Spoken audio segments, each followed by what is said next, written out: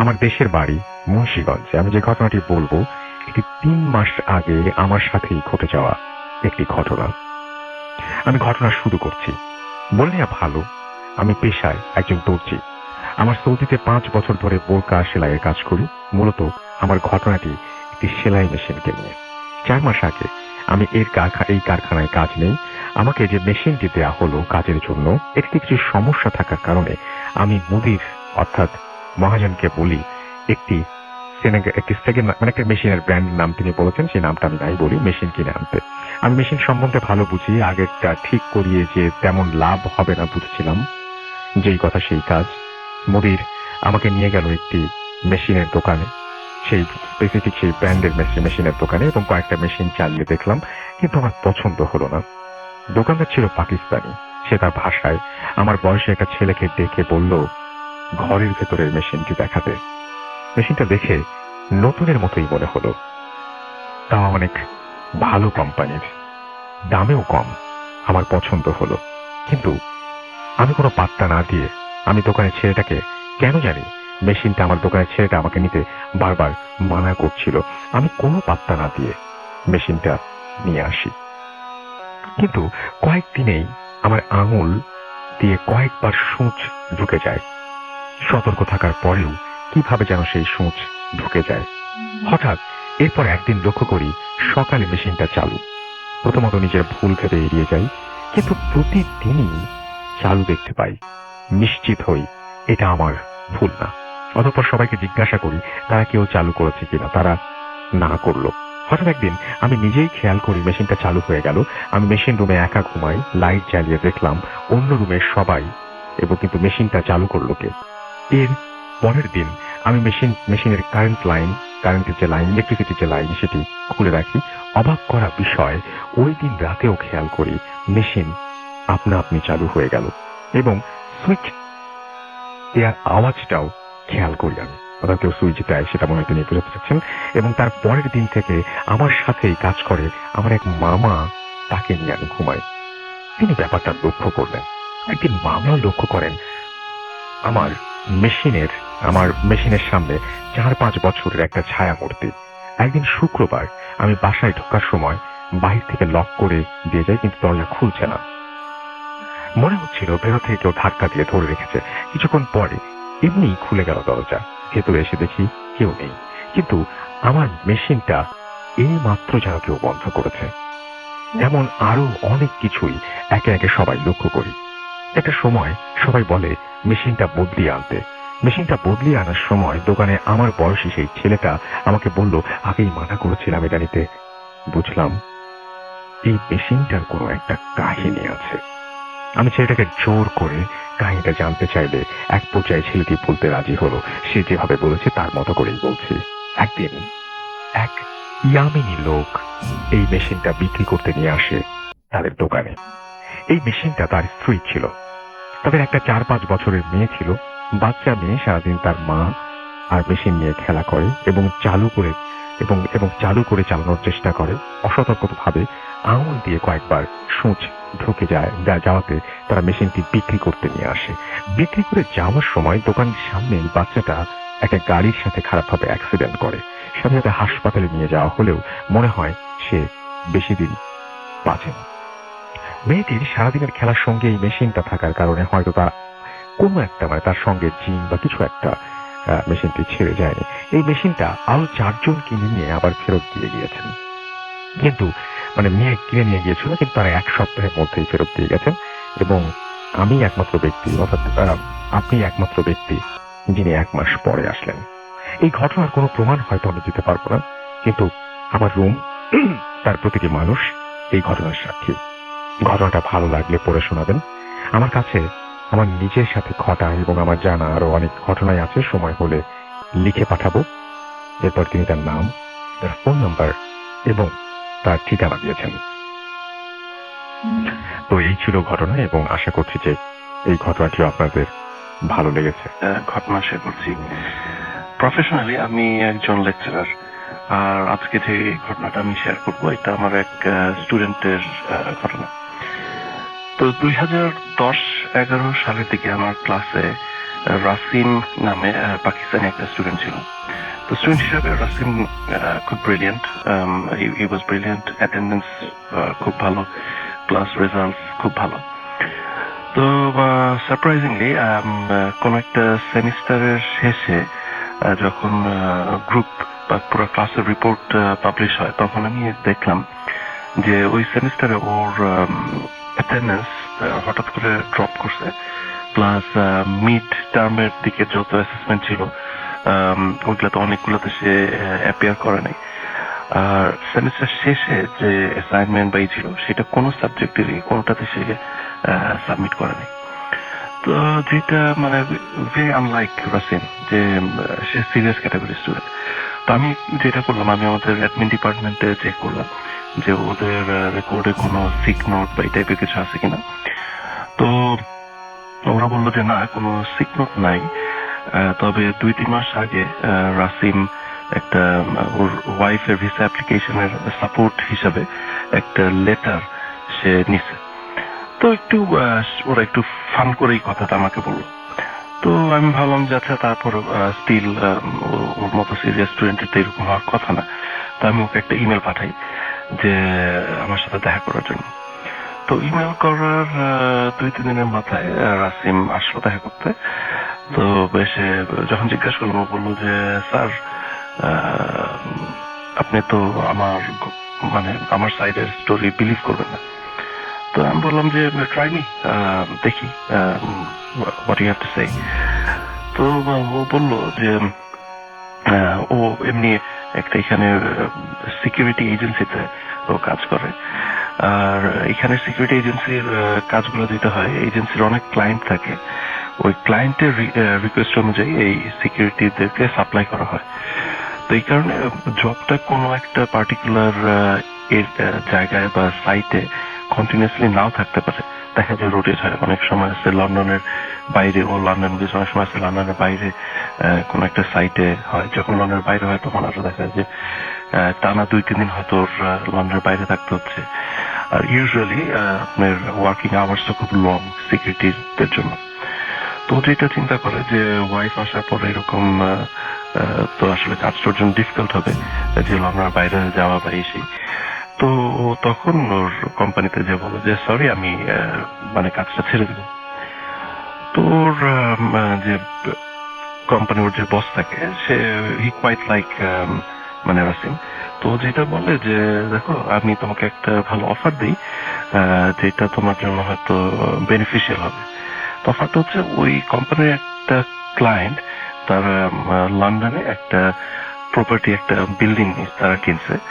আর বিল্ডিংটা কিনে ওরা লোকাল কাউন্সিলের কাছে প্ল্যানিং পারমিশনে অ্যাপ্লাই করছে। তো বিল্ডিংটা হচ্ছে এখানে গ্রেড 2 নামে একটা ক্যাটাগরি আছে, যেটাতে বিল্ডিংটার সাথে ধরেন একটু হিস্টোরিক কিছু অ্যাটাচমেন্ট আছে। তো এই কারণে এই অ্যাপ্লিকেশনটা একটু লঙ্গার হয়তো টাইম নিবে অ্যাপ্রুভ হওয়ার জন্য। তো মিনিমাম 3 মাস থেকে 6 মাস হচ্ছে মিনিমাম এক্সপেক্টেড টাইম যেটা লাগবে। কিন্তু এখানে লিগাল অব্লিগেশন অনুযায়ী কোম্পানিটার আপনার ওই বিল্ডিংটা খালি রাখা যাবে না। এখানে ওদের 24 ঘন্টার জন্য সিকিউরিটির একটা ব্যবস্থা করতে হবে। তো ওই রাসিমের বস যেটা বলে যে তুমি এই বিল্ডিংটাতে তো স্টাফ থাকার জন্য ফ্ল্যাটের মতো করা আছে, ওয়াই ডোন্ট তুমি তোমার ওয়াইফকে নিয়ে এই ফ্ল্যাটটাতে উঠো, এটাতে তোমার স্যালারি রেন্ট সেভ হয়ে যাবে ইনিশিয়ালি। আর রেন্ট এই 5-6 মাস তুমি যদি রেন্ট সেভ করতে পারো, এই টাকাটা দিয়ে পরে তুমি তোমার ওয়াইফকে নিয়ে ভালো একটা কোথাও উঠতে পারো। তো তখন রাসিমের কাছে মনে হয় যে হ্যাঁ, ইটস এ গুড প্রপোজাল, কারণ এর মাধ্যমে কোম্পানির যে 24 ঘন্টা একটা সিকিউরিটি অন সাইটে থাকা, সেটাও পারপাস সার্ভ হচ্ছে, প্লাস রাসিমের জন্য রেন্ট সেভ হচ্ছে বা এইসব। তো সে রাজি হয় এবং ও উঠে যায়। এর মধ্যে ওর ওয়াইফ আসে। তো ও থাকা অবস্থায় ওর আসলে কোনো সমস্যা হয় না, he didn't face any problem. তো ওর ওয়াইফ আসার পরে সপ্তাহখানেক ঠিক ছিল, তারপরের থেকে প্রবলেমটা শুরু হয়। তো ও যখন বাইরের থেকে বাসায় ব্যাক করতো, তো ওয়াইফ ওকে বলতো যে আমরা 2 জন ছাড়া এই বিল্ডিং এ কি আরো কোনো মানুষ আছে কিনা। তো বললো যে না, আমরা দুইজনই, কারণ ওই কোম্পানির ওরা এখনো পারমিশন পায়নি, আর এমনি সিকিউরিটি কোম্পানিতে তো আমি একাই আছি এখানে। তো বললো যে না, কিন্তু তুমি গেলে আমি মনে হয় যে শব্দ পাই যে বিল্ডিং এর ভিতরে মানুষজন হাঁটতেছে এই সেই। তো রাসিম বলে যে এমন হইতে পারে, ফাঁকা বিল্ডিং তো, ফাঁকা প্রপার্টি তো, বাতাসের কারণে এরকম শব্দ ক্রিয়েট হইতে পারে। তো ওয়াইফও এডুকেটেড মেয়ে, তো সেও একসেপ্ট করে নেয় কথাটা। কিন্তু সমস্যা যেটা হয়, এটা আস্তে আস্তে বাড়তেই থাকে। মানে রাসিম বাইরে থাকলেই ওর ওয়াইফ এই শব্দ পাওয়া শুরু করে।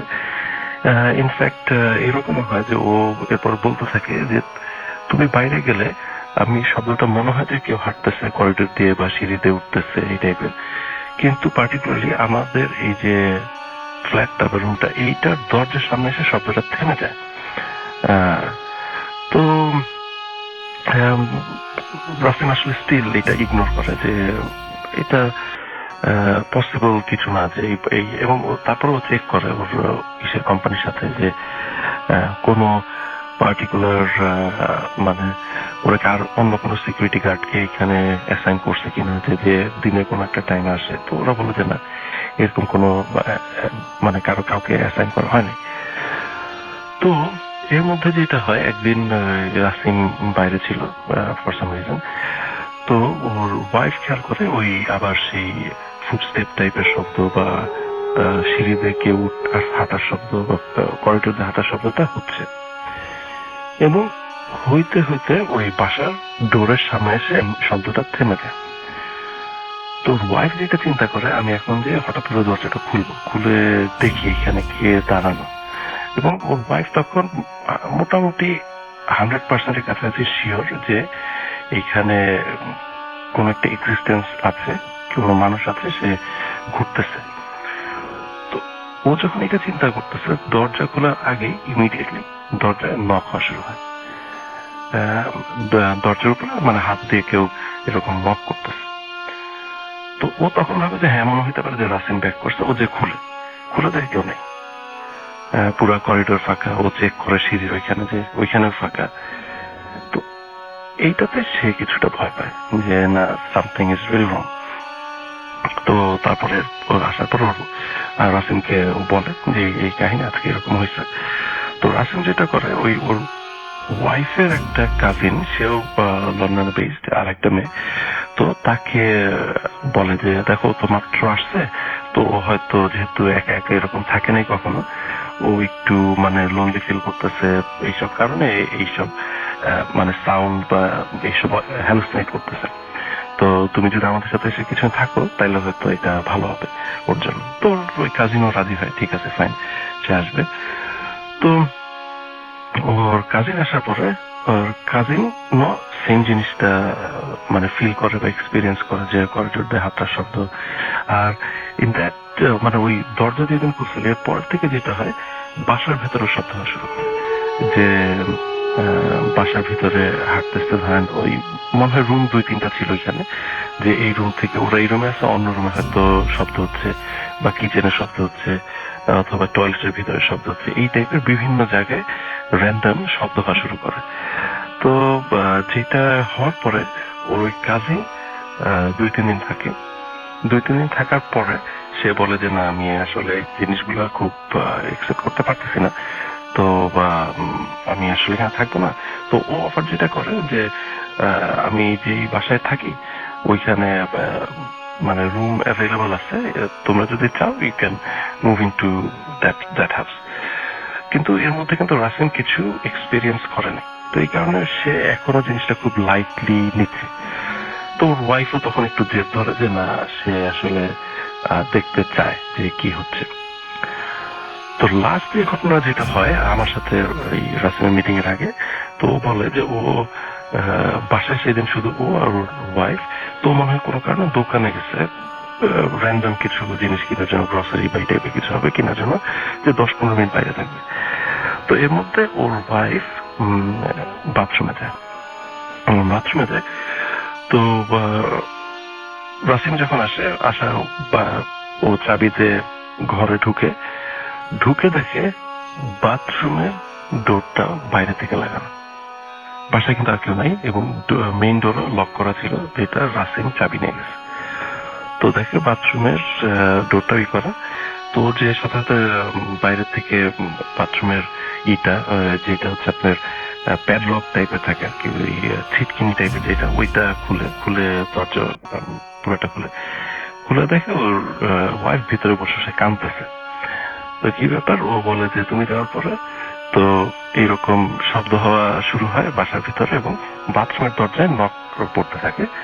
তো নক পড়ার পরে ওই ওর ওয়াইফ তখন দরজা শক্ত করে ধরে দাঁড়া থাকে এবং কিছুক্ষণ পর যখন খুলতে চায় তখন আর দরজাটা খুলতেছে না। তো কারণটা অবভিয়াস যে ইটা হচ্ছে মানে বাইরের থেকেই তখন অলরেডি সামওয়ান সামহাউ এই বাথরুমের দরজাটা লক করে দিচ্ছে। তো এই ইনস্ট্যান্সের পরে রাসিম মানে মানে একটু এক্সপেক্ট করা শুরু করে যে হ্যাঁ সামথিং ইজ গোয়িং রং। তো তখন আমাকে বললো যে স্যার আমি তো আমাদের যে লোকাল এখানের মসজিদ আছে, এখানে এক হুজুর আছে, তাকে আমি বলছি আমার বাসায় আসার জন্য। তো সে আসবে আগামী 1-2 দিনের মধ্যে, আসার পরে কি আপডেট হয় আমি আপনাকে জানাবো। তো এরপরে আরো সপ্তাহখানেক পরে, সপ্তাহখানেক না আরো বেশি হবে, আমার মনে হয় 2-3 সপ্তাহ পরে রাসিম আসে। তো বললো যে আপডেট হচ্ছে ওই হুজুর আসছিল, এসে সে মানে একটু দোয়া টোয়া পড়ছে বা এই করছে, কিন্তু তারপরে এটা আসলে রিজলভ হয় নাই। রিজলভ না হওয়ার পরে ওই হুজুর বলছে যে দেখো এটা হয়তো এমন কোন এন্টিটি যেটা হয়তো আমার ক্যাপাবিলিটি নাই। তো তখন ইংল্যান্ডে আরেকটা সিটি আছে যেটার নাম হচ্ছে পোর্টসমাউথ।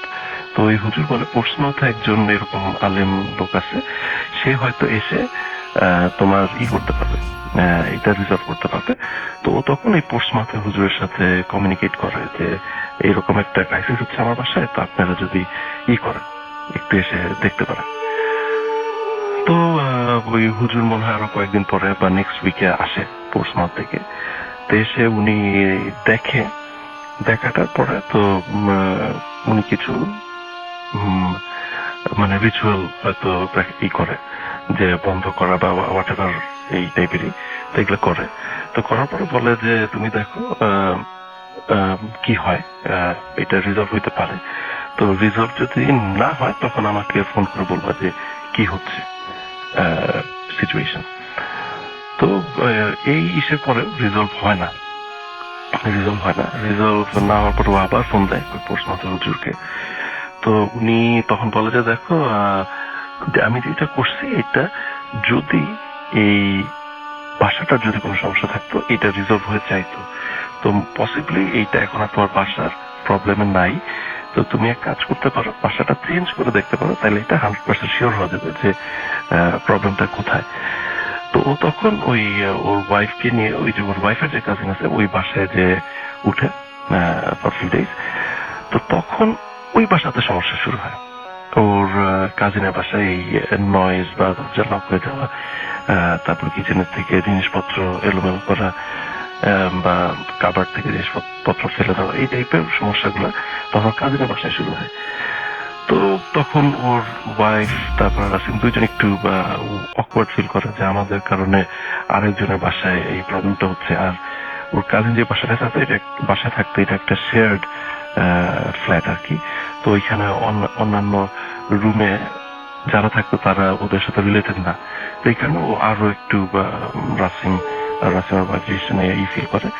তো তখন ওই ওদের যে হুজুর রাসিম যে পোস্টমাস্টার যে হুজুর, তো উনি বলে যে আচ্ছা আমি তো যেহেতু দূরে লন্ডনে না, তো আমার জন্য ডিফিকাল্ট এখান থেকে পুরো জিনিসটাকে রিজলভ করা, তো ইফ পসিবল তোমরা পোর্টসমাউথে মুভ করো। তো এই এট দিস মোমেন্ট তো রাসিম আমার সাথে দেখা করে এবং বলে যে স্যার আমরা হয়তো ভেরি সুন উইদিন 1 সপ্তাহ বা 2 সপ্তাহের মধ্যে আমরা পোর্টসমাউথে মুভ করতেছি। আর মুভ করার পরে যদি প্রবলেম রিজলভ হয় তাহলে তো ভালো, আমি I will be coming back again. আর যদি রিজলভ না হয় এমন হইতে পারে হয়তো আমরা ইংল্যান্ড ছেড়ে আবার পাকিস্তানে ব্যাক করবো, যে ওইখানে হয়তো এই টাইপের ইস্যুর প্রবলেম গুলো আরো বেটার ডিল করা যাবে, আরো রিসোর্সেস ভালো থাকবে। তো তো এইটা ছিল situation and eventually I lost contact with Rasim. যে আমি জানি না ওর প্রবলেমটাকে আসলে রিজলভ করতে পারছিল কিনা, ওরা কি ইংল্যান্ডেই ছিল না ওরা পাকিস্তানে ব্যাক করছে, এই ব্যাপারগুলো আসলে জানি না। কিন্তু মানে এটা একটা আমার জন্য আনসলভড মানে স্টোরি, যেটা আমি জানি না যে এন্ডিংটা কি হয়েছিল, বাট আমার কাছে কাহিনীটা একটু মনে হয়েছে যে ডেফিনেটলি এটা শেয়ার করার মতো হয়তো কিছু। আর এই কারণে আমি আজকে আপনাদের সাথে শেয়ার করলাম। তো নিউ ইয়ারের শুভেচ্ছা দিয়ে সবাইকে শেষ করছি। আমি জানি আপনি সবসময় ভালোর দলে থাকেন, তাই আর জিজ্ঞেস করলাম না আপনি কেমন আছেন। আমি সৈকত, আমি ভূত এফএম এর একজন রেগুলার শ্রোতা। 2016 সাল থেকে আমি ভূত এফএম শুনে আসছি। রেডিওতে গিয়ে গল্প শেয়ার করার খুব ইচ্ছে আমার, কিন্তু কিছু অনিবার্য কারণে আমার সেই সৌভাগ্য হয়ে ওঠেনি। তাই আজ ইমেইলের মাধ্যমে আপনাদের সাথে আমার জীবনে ঘটে যাওয়া একটি স্মৃতিকাতর ঘটনা শেয়ার করতে চাচ্ছি।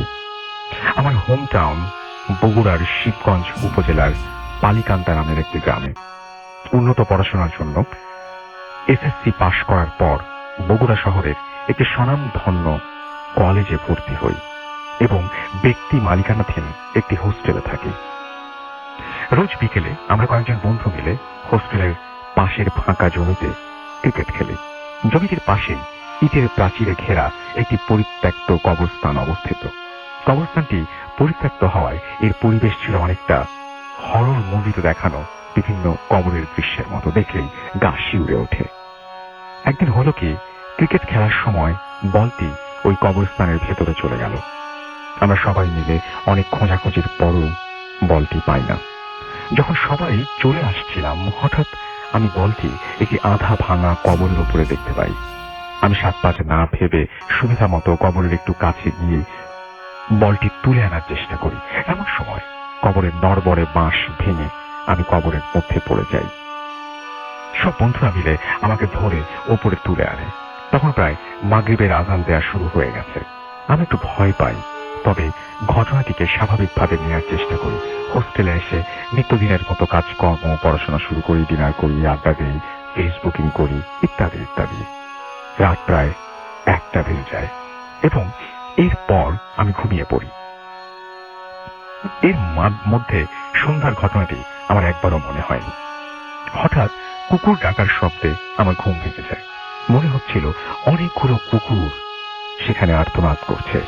শব্দটা এতই প্রখর ছিল যে মনে হচ্ছিল আমার জানালার পাশে আমাকে উদ্দেশ্য করে কুকুরগুলো কাঁদছে। কিন্তু আশ্চর্যের ব্যাপার, আমি কুকুর তাড়ানোর জন্য জানালা খুলতেই সব শব্দ হঠাৎ করেই বন্ধ হয়ে যায়, আর সেখানে কোনো কুকুরই দেখতে পাই না। আমি টর্চ জ্বালিয়ে দেখার চেষ্টা করি, কিন্তু জায়গাটি ছিল একদম ফাঁকা। আমি খুব ভয় পাই এবং জানালা বন্ধ করে রুমের লাইট জ্বালিয়ে ঘুমানোর চেষ্টা করি, কিন্তু কিছুক্ষণ পরে আবার কুকুরের শব্দ আসতে থাকে। এইবার মনে হচ্ছিল কুকুরগুলো যেন প্রচুর ঝগড়া করছে এবং রুমের দেয়ালে আঘাত করছে। আমি অতিরিক্ত ভয় পাই। একটু সাহস করে আল্লাহর নাম নিয়ে জানালা খোলার পর আমি দেখতে পাই 4টি আগুনের গোলা আমার দিকে ছুটে আসছে। আমি দৌড়ে রুম থেকে বেরিয়ে গিয়ে হোস্টেলের বন্ধুদের ডাক দেই। আমাকে শান্ত করতে তারা বলে আমি হয়তো স্বপ্ন দেখেছি। তারা বলে ওরা হয়তো এমন প্রখর শব্দ শুনতে পায়নি, কিন্তু আমি জোর গলায় বলতে পারি ওইটা স্বপ্ন ছিল না। ধরলাম ওইটা আমার স্বপ্ন বা হ্যালুসিনেশন। কিন্তু এর পরবর্তী সময়ে যা ঘটে সেগুলোকে আপনারা কি বলবেন? এক রাতে যা ঘটলো তার জন্য আমি প্রস্তুত ছিলাম না। ওই রাতে ঠান্ডা কিছুর স্পর্শে হঠাৎ আমার ঘুম ভেঙে যায়। চোখ মেলে দেখি অনেক মোটা আর বড় একটি সাপ আমার বুকের উপর দিয়ে যাচ্ছে। আমি ভয়ে শিউরে উঠি এবং সাপটি আমাকে ক্রস করা মাত্রই আমি দৌড়ে পালিয়ে যাই। পরে মেসের সবাই মিলে অনেক খোঁজার পরেও সাপটির কোনো খোঁজই পাওয়া যায়নি। প্রতিদিন রাতে ভয়ঙ্কর স্বপ্ন দেখতে থাকি এবং সবসময় মনে হয় আমার আশেপাশে কেউ আছে। মাঝে মাঝে আমার দম বন্ধ হয়ে আসে। একদিন রাত প্রায় 10টার মতো বাজে। আমার বন্ধু দাদুর শেষকৃত্য অর্থাৎ জানাজা শেষ করে হোস্টেলে ফিরছিলাম। পথিমধ্যে সেই কবরের স্থানটি চোখে পড়ে।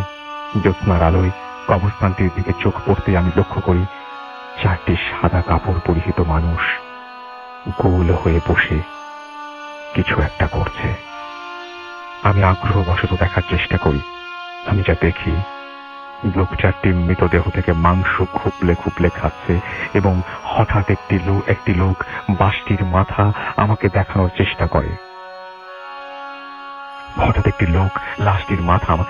চেষ্টা করে। আমি লক্ষ্য করি মাথাটি আমার ছিল। আমি এই দৃশ্য সহ্য করতে পারিনি এবং সেখানে অজ্ঞান হয়ে পড়ে যাই। হোস্টেলের ছেলেরা আমাকে সেই রাতে উদ্ধার করে। এরপর আমি একজন হুজুরের শরণাপন্ন হই। তিনি বলেন, কবরস্থানে থাকা 4টি জিনের আসর পড়েছে আমার উপরে। উনি আমাকে ওই হোস্টেল ত্যাগ করার পরামর্শ দেন আর সাথে কিছু তাবিজ দেন। এতেও কাজ হয়নি। এই তো দিন 15 আগে একটা ঘটনার কথা।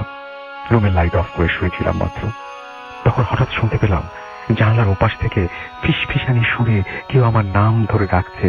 এক পর্যায়ে বিরক্ত হয়ে জানলা খুলে দেখি একটা কুৎসিত কালো রক্তমাখা 4 মুখলায় জন্তু, যা দেখে আমার পিলে চমকে যায়। মাঝে মাঝে গভীর রাতে অদ্ভুত বাঁশির সুর শুনতে পাই, যা আমি ছাড়া কেউ শুনতে পায় না। এভাবে প্রতিনিয়ত আমার সাথে বিভিন্ন ভয়ঙ্কর ঘটনা ঘটেই চলেছে। এর থেকে আমি যে কবে পরিত্রাণ পাবো তা আল্লাহই ভালো জানেন। সবাই দোয়া করবেন যাতে আমি এর থেকে খুব তাড়াতাড়ি পরিত্রাণ পাই। ধন্যবাদ আমার এই ঘটনাটি শেয়ার করার জন্য। ভূত FM দীর্ঘজীবী হোক। আপনাদের সৈকত, বগুড়া, বৃন্দাবন পাড়া। এরপরে তিনি তার ইমেল অ্যাড্রেস এবং ফোন নাম্বার শেয়ার করেছেন। থ্যাংক ইউ সৈকত, আপনাকে আপনার ঘটনার জন্য অনেক ধন্যবাদ। এবং আমি এবং আমার স্ত্রী সহ আরো প্রায় 75 জন টুরিস্ট 3 দিন একা জাহাজে করে পুরো সুন্দরবন ভ্রমণ করি। যেহেতু আমরা ট্যুর এজেন্সির মাধ্যমে গিয়েছি, তাই পুরো সময় আমাদের সাথে বন বিভাগের একজন গাইড ছিলেন। মহান আল্লাহর রহমতে আমাদের ট্যুরটা বেশ ভালোই হয়েছিল। সেই ট্যুরের দ্বিতীয় রাতে যখন আমরা সবাই জাহাজে অবস্থান করছিলাম, তখন আমার সেই বন বিভাগের গাইডের সাথে কথা হয়। সুন্দরবন দেখতে যেমন সুন্দর, তেমনি তার মধ্যে লুকিয়ে আছে অনেক অজানা ভৌতিক ঘটনা। ভূত FM অনেক আগে সুন্দরবন নিয়ে ঘটনা শুনেছিলাম। সেই চিন্তা থেকেই ওনার কাছ থেকে সুন্দরবন নিয়ে ঘটনা জানতে আগ্রহ প্রকাশ করি। সঙ্গত কারণে ওই বন বিভাগের গাইডের নাম প্রকাশ না করার জন্য অনুরোধ রইল। আমি ওনার মুখে শোনা সেই ঘটনা তার মতো করে লিখে পাঠালাম। সুন্দরবনের গভীরে শরণখোলা রেঞ্জের আশেপাশের কোন এক প্রত্যন্ত গ্রামে 80-90 দশকের দিকে এই ঘটনাটি ঘটে। সুন্দরবনকে কেন্দ্র করে হাজারো মানুষের বসবাস। সুন্দরবনের গ্রামের মানুষেরা মূলত মধু সংগ্রহ, গোলপাতা সংগ্রহ করে তাদের জীবিকা নির্বাহ করে। যারা গোলপাতা সংগ্রহ করে তাদের বাওয়ালি বলে। বনের অভ্যন্তরে নদী ও খালের পাড়ে প্রাকৃতিকভাবেই জন্মে প্রচুর পরিমাণ গোল গাছ। ডিসেম্বর থেকে মার্চ মাস পর্যন্ত গোলপাতা আহরণের সময়। প্রতি বছর এই মৌসুমে সাতক্ষীরা, বরগুনা, বাগেরহাট ও পটুয়াখালীর হাজার হাজার বাওয়ালি গোলপাতা আহরণ করে নৌকার মাধ্যমে পরিবহন করে এবং তা বিক্রির কাজ করে। সেই সময় বাওয়ালিরা দল বেঁধে বনের গভীরে গিয়ে গোলপাতা সংগ্রহ করত। কারণ বনের গভীরে একদিকে যেমন বাঘের ভয় থাকে, তেমনি তখন ডাকাতেরও খুব উৎপাত ছিল। প্রতিটি বাওয়ালি দলে একজন মানুষ দলের প্রধান হিসেবে থাকত। সে মূলত তার দলকে সংঘবদ্ধভাবে বনের মধ্যে নিয়ে যাওয়া এবং একসাথে ফেরত আনার দায়িত্ব পালন করত। বাওয়ালিরা তখন বিকাল সন্ধ্যার মধ্যে গোলপাতা নিয়ে গ্রামে চলে আসত। সন্ধ্যার পর কোনোভাবেই কোনো মানুষ বনের মধ্যে অবস্থান করত না। সেই সময় মদন নামের একজন বাওয়ালি ছিল। জানুয়ারি মাসের দিকে একদিন মদন বাওয়ালি দলের সাথে বনের মধ্যে গিয়ে গোলপাতা সংগ্রহ করছিল। সেদিন প্রচুর ঠান্ডা এবং কুয়াশা পড়েছিল। বনের মধ্যে ঠান্ডার প্রকোপ এমনিতেই অন্য সব জায়গার তুলনায় অনেক বেশি। ওই দিন দুপুরের দিকে হঠাৎ মদনের শরীর খুব ঘামতে আরম্ভ করে। অন্যান্য বাওয়ালিরা মদনকে একটু বিশ্রাম নিতে বলে।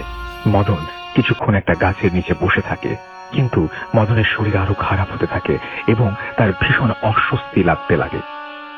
মদন তাই জলদি গ্রামে ফিরে যেতে চায়। মদন বাওয়ালি প্রধানকে বলে, যেহেতু তার শরীর খুব খারাপ, তার সাথে একজন বাওয়ালিকে দিতে যেন মদন গ্রামে ফিরে যেতে পারে।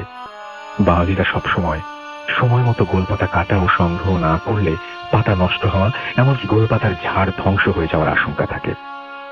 ওই দিন কাজের প্রচুর চাপ থাকায় বাওয়ালি প্রধান মদনের সাথে কোনো বাওয়ালিকে গ্রামে যেতে দিল না।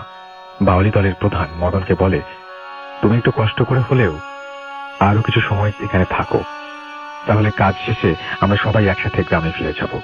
কিন্তু মদন এ কথায় রাজি হল না। বাউলি দলের প্রধানের অনেকে অনুরোধের পরেও মদন একাই গ্রামের জন্য রওনা হয়ে গেল। সন্ধ্যার দিকে বাওয়ালি দল গ্রামে ফিরে এলো। বাওয়ালি দলের প্রধান সবার আগে মদনের ঘরে গিয়ে মদনের শরীরের কি অবস্থা জানতে গেল। মদন ঘরে তার বৃদ্ধ বাবা মা, স্ত্রী দীপালি আর 3-4 বছরের একটা সন্তান ছিল। বাওয়ালি প্রধান মদনের ঘরে খোঁজ নিতে গেলে জানা যায় মদন তখনও ঘরে ফেরেনি। দীপালি বাওয়ালি প্রধানের কথা শুনে খুব চিন্তিত হয়ে পড়ে। সে বাওয়ালি প্রধানকে বলে তাদের সবার এখনই আবার বনে গিয়ে মদনের খোঁজ করা দরকার। কিন্তু বাওয়ালি প্রধান তাতে রাজি হয় না, বরং দীপালিকে শান্ত হতে বলল। বাওয়ালি প্রধান বলে, এমনিতেই সন্ধ্যা গড়িয়ে রাত হয়ে এসেছে, এই রাতে গহীন বনের মধ্যে গিয়ে মদনের খোঁজ করতে গেলে যে কোনো সময়ে বাঘের কবলে পড়তে হবে। দীপালি একথায় কান্না শুরু করে দেয়। সে কাঁদতে কাঁদতে বলে, এতগুলো মানুষ একসাথে বনে লাঠিসোঁটা নিয়ে গেলে বাঘ কখনোই হামলা করবে না। কিন্তু বাওয়ালি প্রধান দীপালির কথায় রাজি হয় না। দীপালি গ্রামের ঘরে ঘরে গিয়ে সবাইকে জানাতে লাগলো যে মদন ঘরে ফিরে আসেনি। দীপালি গ্রামবাসীকে অনুরোধ করলো যেন তারা মদনের খোঁজ করতে বনের মধ্যে যায়। কিন্তু গ্রামের সবাই একই কথা বলে যে কাল সকালে তারা মদনের খোঁজ করবে। এত রাতে বনের মধ্যে যাওয়া বিপদের মুখোমুখি হওয়ার সমান। গ্রামের সবাই দীপালিকে কোনো মতে শান্ত করে ঘরে ফেরত পাঠিয়ে দিল। যদিও দীপালি ঘরে ফিরে এলো, কিন্তু তার মন কোনোভাবেই মানল না। দীপালির মনে হচ্ছিল মদন হয়তো বনের মধ্যে কোথাও অসুস্থ হয়ে পড়ে আছে। যদি তাকে রাতের মধ্যে খুঁজে পাওয়া যায় তবে রক্ষা, না হয় অসুস্থতায় নয় বাঘের হামলায় সে মারা যাবে। দীপালি নিজেও একজন বাওয়ালি মেয়ে। বাচ্চা হওয়ার আগে সে নিজেও গোলপাতা সংগ্রহ করত। দীপালি নিজেও সেই রাতে একা বনের মধ্যে যাওয়ার সিদ্ধান্ত নেয়। রাতে সবাইকে ঘুম পাড়িয়ে দীপালি একা একটা হ্যারিকেন নিয়ে বনের পথে রওনা দেয়। সুন্দরবনের যত গভীরে যাওয়া হয় ততই সব দিক এবং রাস্তা একই রকম লাগতে শুরু করে। দিনের বেলায় মাঝে মাঝে মানুষ দিকভ্রমের শিকার হয়, সেখানে রাতের বেলা পথ চিনে যাওয়া রীতিমতো অসম্ভব। দীপালি ধীর পায়ে বাউলিরা যে পথে বনের মধ্যে যায় সে পথ ধরে এগিয়ে যেতে থাকে। হ্যারিকেনের আলোতে তেমন কিছু দেখা যাচ্ছিল না, কিন্তু দীপালি অনেকটা অন্ধকারে ঢিল ছোড়ার মতন পথ চিনে চিনে এগিয়ে যাচ্ছিল। আশেপাশের খুটখুটে অন্ধকার আর ঝিরি পোকার শব্দ, মাঝে মাঝে দূর থেকে শেয়ালের ডাক শোনা যাচ্ছিল। শীতের ঘন কুয়াশার মধ্য থেকে দীপালি এগিয়ে যাচ্ছিল এবং মাঝে মাঝে মদনের নাম ধরে ডাকছিল, মদন। ঠান্ডা বাতাস দীপালির শরীরের হাড় পর্যন্ত কাঁপিয়ে দিচ্ছিল। গ্রাম থেকে মোটামুটি অর্ধেক পথ এগিয়ে যাবার পর দীপালি দেখল চাঁদের আলোতে আশেপাশের মন খানিকটা দেখা যাচ্ছে। দীপালি আশেপাশে ভালো করে তাকিয়ে দেখল কেউ নেই। সামনের দিক মনে আরো গভীর হবে। দীপালি সামনের দিকে যেই পা বাড়ালো তার মনে হচ্ছিল পেছন থেকে কেমন যেন একটা খচখচ আওয়াজ আসছে। দীপালি পিছে ফিরে তাকিয়ে হারিকেনের আলো দেখলো কেউ নেই। দীপালি আরেকটু সামনে যেতেই পাশের ঝোপগুলো নড়ে উঠল। চাঁদ আর হ্যারিকেনের আলোতে দীপালি তেমন কিছুই দেখতে পেল না। এবার কেমন যেন অস্বস্তি লাগতে শুরু করলো। আশেপাশে নিষুদ্ধ পরিবেশ। এবার তার কেমন যেন ভয় লাগতে শুরু করলো। অনেক বাঘ মানুষকে একটু অনেক দূর থেকে পেছু নেয়, সময় মতো মানুষের উপর হামলা করে। দীপালি এবার দ্রুত পায়ে গ্রামের দিকে রওনা দিল। তার মনে হলো এত দূরে এসে যখন মদনকে পাওয়া যায়নি তবে অযথা এগিয়ে লাভ নেই। কাল সকালে গ্রামবাসীর সাথে সে আসবে। দীপালি বনের মধ্যে শুকনো পাতার মর্মর শব্দের মধ্য থেকে এগিয়ে আসছিল। এমন সময় সে পেছন থেকে ক্ষীণ একটা আওয়াজ শুনল। দীপালি এবার পিছে ফিরে না তাকিয়ে এগিয়ে যেতে লাগলো। সে মনে মনে ভাবলো এই শব্দগুলো তার মনের ভুল। হঠাৎ দীপালিকে পেছন থেকে কেউ ভাঙা গলায় বলল, দীপালি। দীপালি এবার স্পষ্ট শুনল যে কেউ তার নাম ধরে ডাকছে। দীপালি আবার পেছন ফিরে তাকালো। আশেপাশে শুধু গাছপালা ঝোপঝাড় ছাড়া আর কিছুই দেখা গেল না। দীপালি যেই আবার গ্রামের পথে মুখ করলো সাথে আবার পেছন থেকে ভাঙা গলায় শব্দ শোনা গেল, দীপালি, দীপালি। এবার বেশ ভয় পেয়ে গেল দীপালি। গলার আওয়াজটা শুনে মনে হলো মদন দীপালির নাম ধরে ডাকছে। দীপালি এবার পিছনে ঘুরে দেখলো যে তার থেকে খানিকটা দূরে একটা গাছের নিচে কেমন ঘন জমাট বাঁধা অন্ধকার। দীপালি একটু চাপা স্বরে বলল, কে কে ওখানে? মদন। মদন। দীপালি দু একবার মদনের নাম ধরে ডাকলো, কিন্তু আশপাশ সম্পূর্ণ নিস্তব্ধ। এবার দ্রুত গ্রামের দিকে পা বাড়ালো সে। হাড় কাঁপানো শীতে দীপালির আরো ভয় লাগছিল। হঠাৎ দীপালির মনে হলো হ্যারিকেনের আলোটা কেমন ক্ষীণ হয়ে আসছে, হ্যারিকেনটা যেন বন্ধ হয়ে যাবে। ঠিক সেই সময় দীপালির কানের পাশে ফিস ফিস আওয়াজ আসলো, দীপালি, আমাকে নিয়ে যা। দীপালি চমকে উঠে পেছনে ঘুরে তাকালো। তার হাত থেকে হ্যারিকেনটা নিচে পড়ে গেল। হ্যারিকেনের আলোটা ধপ করে নিভে গেল। দীপালি কিছুক্ষণ আশেপাশে সব অন্ধকার দেখছিল। শোঁ শোঁ করে চারপাশে ঠান্ডা বাতাস বইছিল। ধীরে ধীরে চাঁদের আলোতে দীপালি হালকা হালকা সব দেখতে পেল। চারিদিকে কোনো কিছুই ছিল না, না কোনো মানুষ, না কোনো পশু পাখি, না কোনো অবয়ব। এই ঠান্ডাতেও দীপালির শরীর গরমে ঘেমে গেল। নিজেকে স্থির করে একটু নিঃশ্বাস নিয়ে দীপালি আবার গ্রামের দিকে পা টিপে টিপে এগোতে লাগলো। পর মুহূর্তে দীপালি তার সামনে কয়েক হাত দূরে যা দেখলো তা দেখার জন্য তার পায়ের নিচ থেকে মাটি সরে গেল। দীপালি দেখলো তার থেকে কয়েক হাত দূরে ঘন জমাট অন্ধকার তার কাছে চলে আসছে। সেই অন্ধকার একটা মানুষের মতো অবয়ব। কালো জমাট বাঁধা অন্ধকারের মতো থেকে মদনের বিভৎস মুখ ভেসে উঠল। মদনের মুখ ছাড়া শরীরের আর কোনো অংশ বোঝা যাচ্ছিল না। মদনের চোখের কোটর ফাঁকা। মদনের মুখ ছাড়া শরীরের আর কোনো অংশ বোঝা যাচ্ছিল না। মদনের চোখের কোটর ফাঁকা ছিল, তাতে কোনো মনই ছিল না। তার মুখের বিভিন্ন স্থানে বড় বড় ক্ষত। বিকৃত মুখটা দীপালির দিকে এগিয়ে আসছিল আর বলছিল, দীপালি, আমাকে নিয়ে যা, দীপালি, আমাকে নিয়ে যা। এই দৃশ্য দেখে দীপালি আর সহ্য করতে পারল না। প্রচন্ড জোরে চিৎকার দিয়ে বনের দিকে ছুটতে লাগলো। কিছু দূর গিয়ে দীপালি পা পিছলে পড়ে যায় অথবা নিজে থেকে জ্ঞান হারিয়ে ফেলে। কারণ এরপর তার আর কিছুই মনে ছিল না। খুব ভোরবেলা মদনের বাবা মা ঘুম থেকে উঠে দীপালিকে ঘরে না পেয়ে জলদি গ্রামবাসীকে খবরটা জানায়। গ্রামবাসীরা ওই বাওয়ালি প্রধানের সাথে সুন্দরবনের গভীরে যায়। তারা বনের মধ্যে একটা পুকুরের পাড় ঘেঁষে দীপালিকে অচেতন অবস্থায় খুঁজে পায়। দীপালির শরীরে প্রচন্ড জ্বর ছিল। মদনের লাশ পাওয়া যায় বনের অনেকটা ভেতরের দিকে। তার চোখ দুটো উপড়ে ফেলা হয়েছিল। মুখের বিভিন্ন অংশ ক্ষত দেখে সবাই ধারণা করছিল কোনো শকুন অথবা কোনো পাখি মাংস খুবলে খেয়ে ফেলেছিল। মদনের চেহারাটা খুব বিকৃত ছিল। অসুস্থতার কারণে মদন হয়তো বনের মধ্যেই স্ট্রোক করে মারা গিয়েছিল। এরপর তার মৃত লাশটাকে বন্য পশু বা শকুন খুব লেখে বিকৃত করেছে। দীপালিকে গ্রামে নিয়ে আসার 2 দিন পর দীপালির জ্ঞান ফিরে আসে। দীপালি তখন গ্রামবাসীকে তার সব ঘটনা খুলে বলে। দীপালির জ্বর কোনোভাবে কমানো সম্ভব হয়নি। কয়েকদিন পর দীপালি মারা যায়। ঘটনা এখানে শেষ হতে পারত, কিন্তু তা হলো না। এরপর সন্ধ্যার পর ওই গ্রামের কোনো মানুষ বনের মধ্য দিয়ে গ্রামে ফিরতে গেলেই প্রায় মদনের গলার আওয়াজ পেত। ফিস ফিস করে মদন বলছে, আমাকে নিয়ে যা, আমাকে নিয়ে যা। এমনকি ভর দুপুরেও বাওয়ালিরা মদনের ডাক শুনছে। এই কারণে বাওয়ালি এবং গ্রামবাসীর মধ্যে একটা ভয় কাজ করে। গ্রামবাসীরা ওঝার কাছে গিয়ে সব ঘটনা খুলে বলে। ওঝা বলে মদনের শেষ ইচ্ছা ছিল সে গ্রামে ফিরে আসবে, কিন্তু তা পারেনি। তাই মদনের অতৃপ্ত আত্মা কোনো বাওয়ালিকে গ্রামে ফিরে আসতে দেখলেই তার সঙ্গ নিয়ে যেতে চায়। এই ছিল ঘটনা। ভালো লাগলে অবশ্যই পড়ে শোনাবেন। আপনাকে অনেক ধন্যবাদ। দোয়া করি ফুটেছেন এভাবেই বছরের পর বছর চলতে থাকুক। ভালো থাকবেন। নাম এবং ঠিকানা মেহেদি রহমান।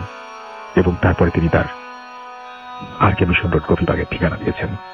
আমি জানি না ঘটনাটা মানে একজনের মুখ থেকে শোনা, ধরে নিচ্ছি এটাকে সত্যি ঘটনা।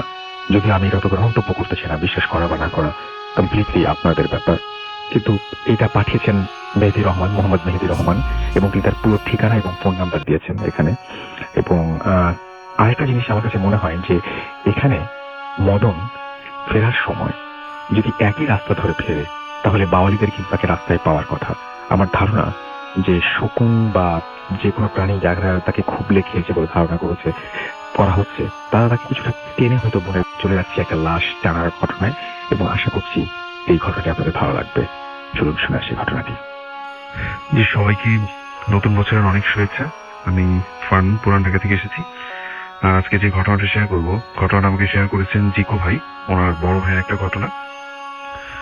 তো ওনার বড় ভাই একজন MBBS ডক্টর, এবং ওনার একটা জীবনের একটা পর্যায়ে উনি যেটা করেন যে ওনার যে দেশের যে বাড়ি, গ্রামের বাড়ি যেখানে, সেখানে একটা হাসপাতালে বেশ কিছু সময় ধরে উনি চিকিৎসা পেশায় নিয়োজিত ছিলেন। মানে ওখানে বেশ 6 মাসের মতো সে ওখানে বসতেন ওই হাসপাতালে। তো ওই সময়টাতে একটা ঘটনা তার সাথে ঘটে এবং এই ঘটনাটাই আজকে আমি শেয়ার করবো। তো ওনার যে কাজটা মেইনলি ছিল যে সব পেশেন্টদের দেখার পরে যেই কোনো ধরনের যদি বেওয়ারিশ লাশ আসতো সেই লাশগুলোকে পোস্টমর্টম করা। আচ্ছা, তো এই ঘটনাটা যে সময়টাতে ঘটে ঠিক তার প্রায় মাসখানেক ধরে এরকম বেওয়ারিশ আসে নেই। আচ্ছা, অফ ছিল আসাটা। তো হঠাৎ এক শীতের রাতে, মানে অনেক ঠান্ডা পড়েছিল সেই রাতে, যেটা হয় যে খুব একটা পেশেন্টও ছিল না ওই হাসপাতালে, যেহেতু গ্রামের একটা হাসপাতাল, তারা খুব তাড়াতাড়ি মানে উনি ওখান থেকে চলে আসবে, বাসায় ফিরে যাবে। তো উনি 6টা কি 7টা এরকম একটা সময় মানে বের হতে যাবে, ঠিক তখনই একটা লাশ আসে, মানে অ্যাক্সিডেন্টে নিহত একটা লাশ হাসপাতালে আসে এবং ওই লাশটার কোনো পরিচয় পাওয়া যায়নি। অনেকক্ষণ ধরেই তারা চেষ্টা করে আশেপাশের এলাকার লোকজন যে লাশটা আসলে কোথেকে এসেছে, মানে হাইওয়ে রোডের উপরে লাশটাকে পাওয়া যায়, তার কোনো পরিচয় পাওয়া যায়নি। তো যেটা হয় যে তাকে তৎক্ষণাৎ লাশটার পোস্টমর্টম করার নির্দেশ আসে। আচ্ছা, তো উনি যেটা করেন, যেহেতু উনি এই কাজটা অনেক আগে থেকেই করে আসছেন, তো কাজটা ওনার জন্য খুব একটা কঠিন কিছু না, রেগুলার কাজের পর রেগুলার করে থাকেন। তো উনি যখন লাশটাকে দেখলেন, তো দেখার পর উনি নিজেই অনেক ভয় পেয়ে গেলেন আসলে, কেননা এরকম অবস্থায় লাশ এর আগে কখনো তিনি দেখেননি। তো লাশটার অবস্থা এরকম ছিল যে গলা থেকে পা পর্যন্ত সম্পূর্ণভাবে লাশটার কোনো সমস্যা নেই, একদম ফ্রেশ, কোনো ক্ষত চিহ্ন নেই। যেটা হয়েছিল যে মাথার যে সাইডটা, ওখান থেকে প্রায় 80% মতো থেতলে গিয়েছিল, মানে খুবই ভয়ানক একটা অবস্থা, যে কেউ লাশটাকে দেখলেই মানে ভয় পেয়ে যাবে এরকম একটা অবস্থা।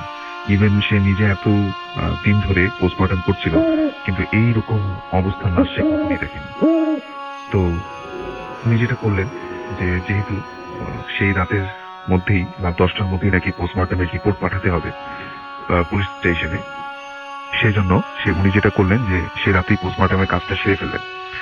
তো উনি যখন পোস্টমর্টম করছিলেন তখন যেটা হয় যে ওনার সাথে যে একজন ডক্টর ছিল, উনি যখন করছিলেন তখন ওনার কাছে মনে হচ্ছিল যে লাশটার হাত পা হঠাৎ করে নড়ে চড়ে উঠতেছে, এরকম মানে এখন পর্যন্ত লাশটাতে মনে হচ্ছে লাইফ আছে। তো উনি তখন মনে হচ্ছে লাইফ আছে, হ্যাঁ, হাত পা নড়তেছে এরকম হঠাৎ করে ওনার কাছে বারবার মনে হচ্ছিল। এবং উনি এনশিওর হওয়ার জন্য তার সাথে যে ডক্টরটা ছিলেন তাকেও জিজ্ঞেস করছিলেন যে তুমি কি এরকম কিছু দেখেছো? তো সেও বললো যে হ্যাঁ, আমার কাছেও মনে হচ্ছিল যে হঠাৎ করে হাত পা নড়ে উঠছে লাশটার। তো তারপরে ওনারা পোস্টমর্টম করে, এবং পোস্টমর্টম করার সময় উনি যেটা করেন যে লাশটার পায়ের কাছ থেকে বেশ কিছু মানে মাংস নিয়ে ওনার ফেসটাতে সার্জারির মতো একটা করেন, যাতে লাশটাকে এরপরে নেক্সট টাইম কেউ দেখলে যাতে ভয় পেয়ে না যায়। মানে লাশটার অবস্থা এতই খারাপ ছিল যে এটাকে যে কেউ দেখবে তার মনে এটা একটা প্রতিচ্ছবি থেকে যাবে এবং সে ভয় পাবে। তো এই জন্য সে কিছু পার কাছ থেকে কিছু মাংস নিয়ে তার মাথায়, ওই লাশটার মাথায় মানে ফেসের এখানে কিছু সার্জারির মতো করলেন, যাতে লাশটাকে একটু মানে মোটামুটি দেখার যোগ্য মনে হয়। আচ্ছা, তো তারপর উনি লাশটাকে মানে কাজ শেষ করে উনি ওনার, তখন বাজে রাত 10টা, উনি ওনার বাসায় যাবেন। ওনার বাসা ছিল সেই গ্রামের একটু ভিতরে, মানে ওনাদের হাসপাতালটা থেকে প্রায় 5 মাইলের মতো পথ তাকে যেতে হবে। নর্মালি হাসপাতাল থেকে বের হয়ে দেখলেন যে বাইরে প্রচুর ঠান্ডা, প্রচন্ড কুয়াশা, আশেপাশে ছোট যে টং দোকানগুলা সবগুলো একদম বন্ধ হয়ে গেছে, কোনো রিক্সাও পাওয়া যাচ্ছে না। এই এলাকায় কিছু কিছু রিক্সা যেগুলো ব্যাটারি চালিত রিক্সা, মানে সে রাত্রে কোনো কিছুই ছিল না। সে একটা সময় তার মনে হচ্ছিল যে সম্পূর্ণ রাস্তা হয়তো তাকে হেঁটেই যেতে হবে। আচ্ছা, এবং যখন সে হাসপাতাল থেকে বের হয়ে হাইওয়ে রোডটাকে ক্রস করে নিচে নেমে যাবে, মানে গ্রামের পথ ধরে ভিতরের দিকে যাবে, তখনই তার কাছে হঠাৎ করে রাস্তার উপরে একটা জিনিস চোখে পড়লো। সেটা হচ্ছে রাস্তার একটা পাশে জমাট বাঁধা বেশ কিছু রক্তের দাগ।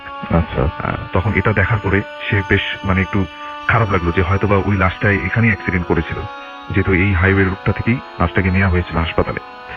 তো তারপর উনি যেটা করলেন যে ওনার বাসার উদ্দেশ্যে উনি হাঁটতে থাকলেন, কোনো কিছুই সে পাচ্ছিলেন। একটা পর্যায়ে তার কাছে মনে হচ্ছিল যে ব্যাক করে সে মানে হাসপাতালেই চলে যাবে, কেননা এরকম তার কাছে এরকম একটা ভয় লাগতেছিল এবং অস্বস্তি লাগতেছিল যে তার কাছে মনে হচ্ছিল যে আমি বাসায় না ফিরে হাসপাতালে আবার ফিরে যাই।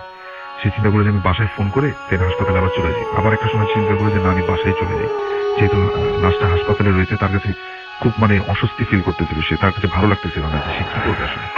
তো একটা পর্যায়ে এরকম করতে করতে সেই গ্রামের রাস্তা ধরে যখন সে হাঁটছিল, হঠাৎ করে দেখলো যে দূর থেকে একটা রিক্সা তার সামনে এসে দাঁড়ালো, এবং রিক্সাটা ছিল ব্যাটারি চালিত রিক্সাগুলোর মতো একটা রিক্সা, এবং ওটাতে একটা রিক্সাওয়ালা বসা ছিল, এবং রিক্সাওয়ালা ওনাকে বললেন যে আপনি কোথায় যাবেন, আপনাকে আপনার গন্তব্যস্থলে পৌঁছে দেবে।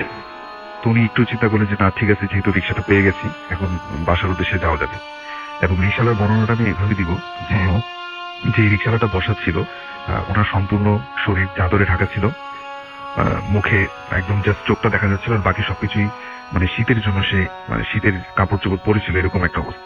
আচ্ছা, তো উনি বললো যে আমাকে এই জায়গায় নিয়ে যেতে হবে, বাজার বা এই বাজার এখানে নামিয়ে দিতে হবে। তো রিক্সাওয়ালা তাকে একদম সুন্দর মতো তার বাসার সামনে যে বাজারটা সেখানে তাকে নামিয়ে দেয়।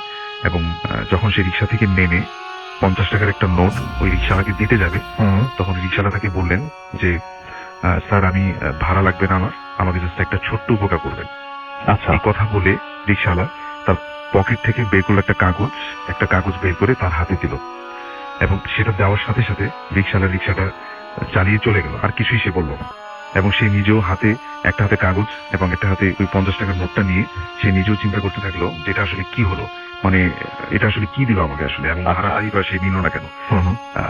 একটা পর্যায়ে সে তার নিজেকেই আশ্বস্ত করতে লাগলো যে যেহেতু সে গ্রামের একজন ডক্টর এবং একজন সদর হাসপাতালই ওনার পোস্টিং, তো গ্রামের অনেক মানুষকেই সে মানে ফ্রিতে ট্রিটমেন্ট দিয়ে থাকেন। তো ওনার কাছে মনে হচ্ছিল যে ওনার কাছে যে ছোট্ট একটা সাহায্যের কথা বললো, এটা হয়তো ওনাকে হয়তো কেউ চিনে থাকে, ওনারই হয়তো কোনো পেশেন্ট ছিল। তো ওনাকে জাস্ট মানে ভাড়াটা না নিয়ে জাস্ট তাকে একটা সম্মানার্থে তাকে বাসায় নামিয়ে দিয়ে চলে গেছে, এরকম কিছু একটা। আচ্ছা, বা কোনো মেডিসিন বা কিছু একটা পরে তার কাছে হয়তো বা নিতে আসবে সে, মানে কোনো দরিদ্র মানুষ কিছু একটা। তো সে জাস্ট রীতিমতো তার বাসার কাছে এসে মানে সে বাসায় ঢুকে গেল, এবং সবকিছু নর্মালি ছিল। বাসায় আসার পরে তার ওই লাস্টের কথাও সে আস্তে আস্তে ভুলে যাচ্ছিল, এবং যখন সে রাত্রে ঘুমাতে যাবে তখন তার হঠাৎ করে ওই ছোট্ট কাগজটার কথা মনে পড়লো যে আমাকে তো একটা কাগজ দিয়েছিল, ওটাতে আসলে কি লেখা সেটা তো দেখা হয়নি। তো সে যেটা করলো, বিছানায় ঘুমানোর সময় সে কাগজটা হাতে নিয়ে দেখলো, এবং কাগজটা যখন সে খোলার সাথে সাথে সে বেশ অবাক হয়ে গেল। সে দেখলো যে ওটা একটা নর্মাল কোনো কাগজ ছিল না, ওটা ছিল তার হাসপাতালের যে প্রেসক্রিপশন, যেটাতে তার হাসপাতালের নাম লেখা এবং তার নিজের নামও লেখা আছে প্রেসক্রিপশনটাতে। এবং ওই প্রেসক্রিপশনটাই তাকে ওই রিক্সাওয়ালাটা দিয়েছে, এবং প্রেসক্রিপশনের মাঝখানে লেখা ছিল যে আমাকে আর কষ্ট দিবেন না, আমাকে কাল সকালের মধ্যেই কবর দেওয়ার ব্যবস্থা করেন। জাস্ট এই কথাটুকু লেখা ছিল। আচ্ছা, তখন এই কথাটা পড়ে মানে সে মানে একদম যেটা বলবো যে একদম ঠান্ডা হয়ে গেল যে এটা কি লেখা আসলে, এবং এটা আসলে কে, মানে ওই লোকটা কে ছিল আসলে, এবং তাকেই বা কেন এই কাগজটা দিতে আসলো। ওই রিক্সাওয়ালাটা তো তার একদমই অপরিচিত, এর আগে কখনোই সে তার সাথে কথা বলেনি, এবং আসলে কে ছিল সে তার সেই রাতে একদম প্রচন্ড ভয় পাচ্ছিল, এবং বারবার তার কাছে মনে হচ্ছিল যে লাশটা সে পোস্টমর্টেম করে আসছে ওই লাশটাই নাকি রিক্সাওয়ালাটা। সে বেশ মানে ভয় পাচ্ছিল, এবং সে যেটা হয় যে সারা সে ঘুমাতে পারেনি, এবং ভোরের দিকে সে হাসপাতালের দিকে রওনা হয়, এবং হাসপাতালে যে যারা কর্তব্যরত লোক ছিল তাদের সবাইকে মানে জিজ্ঞেস করার চেষ্টা করে যে গত রাতে যে লাশটা এসেছিল, লাশটা আসলে কোথায় তোমরা পেয়েছিলে। তো অনেকক্ষণ পরে যেটা হয় যে একটা নিউজ পাওয়া যায়, সেটা হচ্ছে যে ওই লাশটা আসলে ওই হাইওয়ে রোডটাতেই একজন রিক্সাওয়ালার লাশ ছিল, এবং তাকে মানে একটা ট্রাক তার মাথার উপর দিয়ে চলে যায়, এবং সে ওখানেই মারা যায়। আর তারপরে লাশটাকে হাসপাতালে নিয়ে আসা হয়, এবং যেটা হয় যে ওই হাসপাতালের একটা নিয়ম ছিল যে মানে যদি এরকম কোনো লাশ রিসিভ করতে কেউ না আসে, সেক্ষেত্রে যেটা করতেন তারা, যে হাসপাতালে যে বর্ণগুলো ছিল এগুলোকে কোনো একটা কাজে ইউজ করা হতো। সব জায়গায় এরকম একটা নিয়ম থাকে, তো ওনাদের হাসপাতালেও এরকম একটা নিয়ম ছিল। এবং উনি যেটা করলেন যে সকালের দিকে প্রায় একদম দুপুর পর্যন্ত চেষ্টা করলেন যে লাশটার ভালো মতো খোঁজ খবর নেওয়ার, কিন্তু কোনো লোকই মানে ওই লাশটাকে নিতে আসলো না। তো উনি তখন যেটা চিন্তা করলেন, যেহেতু তার কাছে একজন রাত্রে এরকম একটা রিকোয়েস্ট করেছিল যে আমাকে ছোট্ট একটা উপকার করবেন, এবং সে যেটা চিন্তা করলো যে লাশটাকে আর সেই মর্গে না রেখে লাশটাকে একদম বেওয়ারিশ হিসেবে দাফনের ব্যবস্থা সে করে দেবে। লাশটা জানাজাও পড়ানো হলো, এবং লাশটাকে দাফনের ব্যবস্থা করে দেওয়া হলো। আমার ঘটনা। এবং আজকে কোনো অতিথি নাই, কিন্তু আমাদের কাছে আছে অসংখ্য ঘটনা, এবং সেই ঘটনাগুলি আপনাদের সাথে শেয়ার করতে চাই। এবং আমি এখন আবারও জানুয়ারি মাসের সেই 5 তারিখে ফিরে যাব, এবং সেই দিন একই সাথে বাবু ভাই এসেছিলেন স্টুডিওতে, এবং তিনি তার একটা দীর্ঘ সময় কেটেছে দেশের বাইরে, আপনারা সবাই জানেন, এবং তিনি 2012 সাল থেকে ভূত এফএমের সঙ্গে আছেন, মানে আমাদের সাথে স্টুডিওতে সে ঘটনা শেয়ার করেন তিনি বিভিন্ন সময়। এবং তিনি তার সেই সময়ের ঘটনা, যখন তিনি দেশের বাইরে ছিলেন তখনকার একটা ঘটনা, তখনকার একটা বন্ধুর মাধ্যমে পাওয়া একটা ঘটনা, সেই ঘটনাটি আমরা শুনে আসবো এবং আশা করছি এই ঘটনাটি আপনাদের অনেক বেশি আনন্দ দেবে। তো চলুন শুনে আসি ঘটনাটি। থ্যাংক ইউ রাসেল ভাই। এই কাহিনীটা আমার কাছে শেয়ার করেছেন অ্যান্ডি। অ্যান্ডি ওয়েস্ট পাম বিচে থাকতো, আচ্ছা, এখন কোথা থেকে আমি জানি না। তো অ্যান্ডির দাদার ঘটনা অনেক পুরনো আর কি, অনেক পুরনো দিনে। তো সেই সময় প্রবাবলি আপনার ফার্স্ট ওয়ার্ল্ড ওয়ারের সময় বা সামথিং লাইক দ্যাট, এরকম একটা সময়ের ঘটনা। তো ওনারা থাকতেন আপস্টেট নিউ ইয়র্কে তখন। তো ওনার দাদা একদিন, অ্যান্ডির দাদা একদিন আপনার শহরে গিয়েছিল কোন একটা কাজে। আর তখন ওনার যে থাকতে জায়গাটা ছিল আপনার বেশ একটু গ্রাম টাইপের একটা জায়গা, সেখান থেকে শহরে গিয়েছিল। তো শহরে গিয়েছিল, শহরে যে তার প্রয়োজনীয় জিনিস কেনাকাটা দোকান চালাতো আর কি, সেখান থেকে কিনে উনি ফিরছিলেন এবং ফিরতে ফিরতে দেখা যাচ্ছে সন্ধ্যার পর হয়ে গেছে এবং তখন ওই অংশটাতে ঘোড়ার গাড়িতে আসতে হতো, কারণ তাদের ছিল না, মানে এই মডার্ন ট্রান্সপোর্টেশন তেমন ছিল না। কিছু গাড়ি ছিল সেগুলো ওরকম রাস্তায় চলতো না। তো যাই হোক, এক জায়গায় এসে ওনাকে নেমে যেতে হয়, কারণ ওই জায়গাটাতে আর কি ওই যে ঘোড়ার গাড়ি যে সে আর সামনে যাবে না, তার হাঁটা পথ ধরে কিছু দূর যেতে হবে, যে সেখান থেকে পরে তার করতে হবে আর কি, অন্য কিছু নিতে হবে। তো যাই হোক, উনি ঘোড়া গাড়ি থেকে নেমে যান, সন্ধ্যা হয়ে যায়, বেশ ঠান্ডার সময়, আপস্টেট অনেক ঠান্ডা। তো হেঁটে হেঁটে যখন যাচ্ছেন, তো যেতে যেতে যে দেখেন যে মানে বেশ অন্ধকার হয়ে গেছে রাস্তা, এবং তখন একটা ভয় ছিল যে ওরকম অঞ্চলে অনেক সময় উল্ফ থাকে, বেশি ঠান্ডার সময় উল্ফ চলে আসে বাইরে। তো এই ভয়টা উনি খুব বেশি পান আর কি। ভয়টা বেশি পাওয়ার জন্য উনি হেঁটে হেঁটে ওখানকার যে একটা ছোট অংশ যেখানে নাকি কিছু দোকানপাট হোটেল টোটেল আছে এরকম জায়গা, ওই জায়গাটা খুঁজে বের করেন হেঁটে। হোটেলে একটা হোটেল উনি পান, মোটেল আর কি, পুরোনো মোটেল। তো সেই মোটেলে উনি ওঠেন। ওঠার পর বলে যে মোটেলে বলতেছে যে এখন তো বেশ ঠান্ডা পড়ছে, এখানে আপনার বেশি একটা সিট নাই, তুমি এই পাশে একটা রুম আছে, ওই রুমটা তুমি নিতে পারো, বেশ ছোট যদিও, এবং ওটার হিটিং ঠিক মতো কাজ করে না, তো বি কেয়ারফুল। তো তাকে বলে দেয় যে আরেকটা জিনিস হচ্ছে, ওই মোটেলের যে ইসাকে বলে যে তোমার আরেকটা জিনিস হচ্ছে, তুমি যে মোটেলে থাকবে রাত 8টা 9টার পর হাঁটাহাঁটি করবে না বেশি, এখানে আসলে ঝামেলা হয়। বলছে কি ঝামেলা? তো ঝামেলা বলে ঝামেলা disturbance, we don't want that. তুমি 8টার পরে 8টা 9টার পরে হোটেলে করবে না। আর তুমি বেরোবেই বা কেন? ঠান্ডার সময় তোমার হিটিং কাজ করছে না আমাদের এখানে ঠিক মতো, এবং ওই যে ব্যাসেসটা শিডিউল মানে করিডোর, ওখানেও কাজ করে না ঠিক মতো। তো যাই হোক, ওনার কোনো চয়েস নাই, অ্যান্ডি দাদা ওখানেই উঠেন এবং যখন যান রুমটা ওনাকে খুলে দেন। খেয়াল করেন যে রাস্তা মানে যে প্যাসেজের দুই পাশে রুম আছে, এবং লাস্টে যে রুমটা ওনাকে থাকতে দিচ্ছে তার অপোজিট আরেকটা রুম, এবং এর মাঝখানে কিছু দূর কয়েকটা রুম নাই আর কি, মানে জায়গাটা মানে পুরোপুরি আপনার বন্ধ। ওখানে কি আছে বা একটা রুমই অত বড় কিনা উনি বুঝতে পারেন না। যাই হোক, যে রুমটা তাকে থাকতে দেয় সেই রুমটা মোটামুটি সাইজ ঠিক আছে, মানে একজন মানুষ থাকার জন্য সিঙ্গেল বেডরুম। উনি ওঠেন, উঠে ওখানে মোটামুটি চেক ইন করেন, ফ্রেশ ট্রেশ হয়ে উনি থাকেন। তো রাত্রেবেলা উনি বসে আছেন, এক সময় চিন্তা করে যে নাথিং টু ডু, সে তখন পর্যন্ত হিটিং এর কোনো কলাপস করেনি, ভালোই করতেছে। তো উনি ঘুমা যান।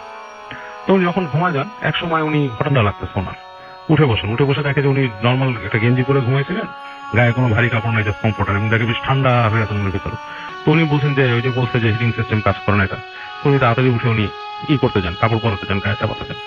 তো এর মধ্যে উনি শোনানো রুমের দরজা নক হচ্ছে, টক টক টক করে নক হচ্ছে। উনি জিজ্ঞেস করে যে হু ইজ দিস, কোনো উত্তর নাই, এবং উনি আবার জিজ্ঞেস করে হু ইজ দিস, এবং তখনও কেউ সাড়া দিচ্ছে না। কিন্তু কিছুক্ষণ চুপ করে থেকে আবার উনি মানে চিন্তা করে গেটের সামনে যায়, জিজ্ঞেস করে হু ইজ দিস, কোনো উত্তর নাই। তো উনি আবার ব্যাক করে বিছানায় শুতে যান আর কি। এই সময় আবার নকটা পড়ে দরজা, তো হু ইজ দিস। তো ওই পাশ থেকে একটা নারী কণ্ঠে বলতেছে এরকম, মানে ফিস ফিস করে বলছে ম্যারি। তো কণ্ঠটা এমন ভাবে বলছে যে উনি ওনার মনে হচ্ছে যে ওনার গুজবাম্প হয়ে গেছে ঘাড়ের, হি ওয়াজ কাইন্ড অফ স্কেয়ার্ড, সে একটু ভয় পেয়ে যায়, এরকম ভাবে বলতেছে। তো উনি বলতেছে, আবার জিজ্ঞেস করে হু ম্যারি, হ্যাঁ বলে উনি আস্তে করে দরজাটা আস্তে করে খুলে ফেলেন। তো দরজাটা যখন খুলে ফেলেন, উনি দেখেন পাশে কিছু নাই, ঠান্ডা একটা বাতাস রুমে প্রবেশ করলো আরো, কারণ করিডোরটা আরো ঠান্ডা, এবং দেখতেছে যে করিডোরের সামনে ওই যে দরজাটার ওখানে আপনার একটা দাঁড়ায় আছে, একটা মেয়ে দাঁড়ায় আছে। আর মেয়েটা যে দাঁড়ায় আছে দরজাটা খুলে, সে কিন্তু পুরো দেখতে পাচ্ছে না, কৃষ্ণাঙ্গ মেয়ে, মানে একজন ব্ল্যাক মেয়ে দাঁড়ায় আছে, মানে চেহারাটা ভালো দেখা যাচ্ছে না।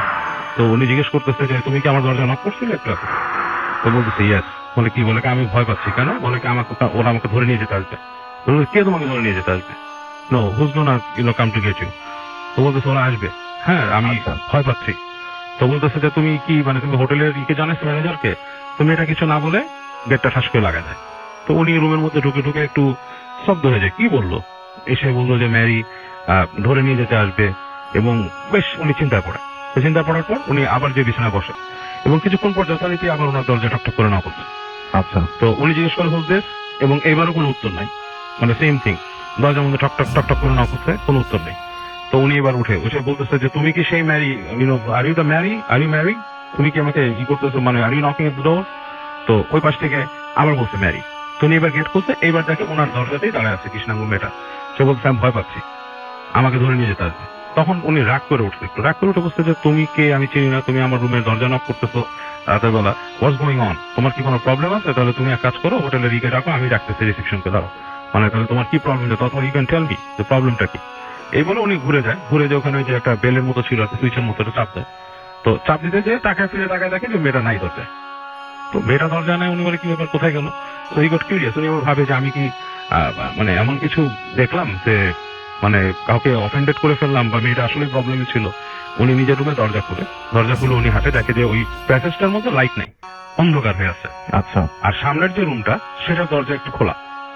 তো উনি করে কি আস্তে আস্তে যায় যে ওই রুমে ঢুকে উনি দেখে অন্ধকার, মানে ওই রুমের ভিতরে দেখা যাচ্ছে না, মানে লাইক জমাট বাঁধা অন্ধকার টাইপের।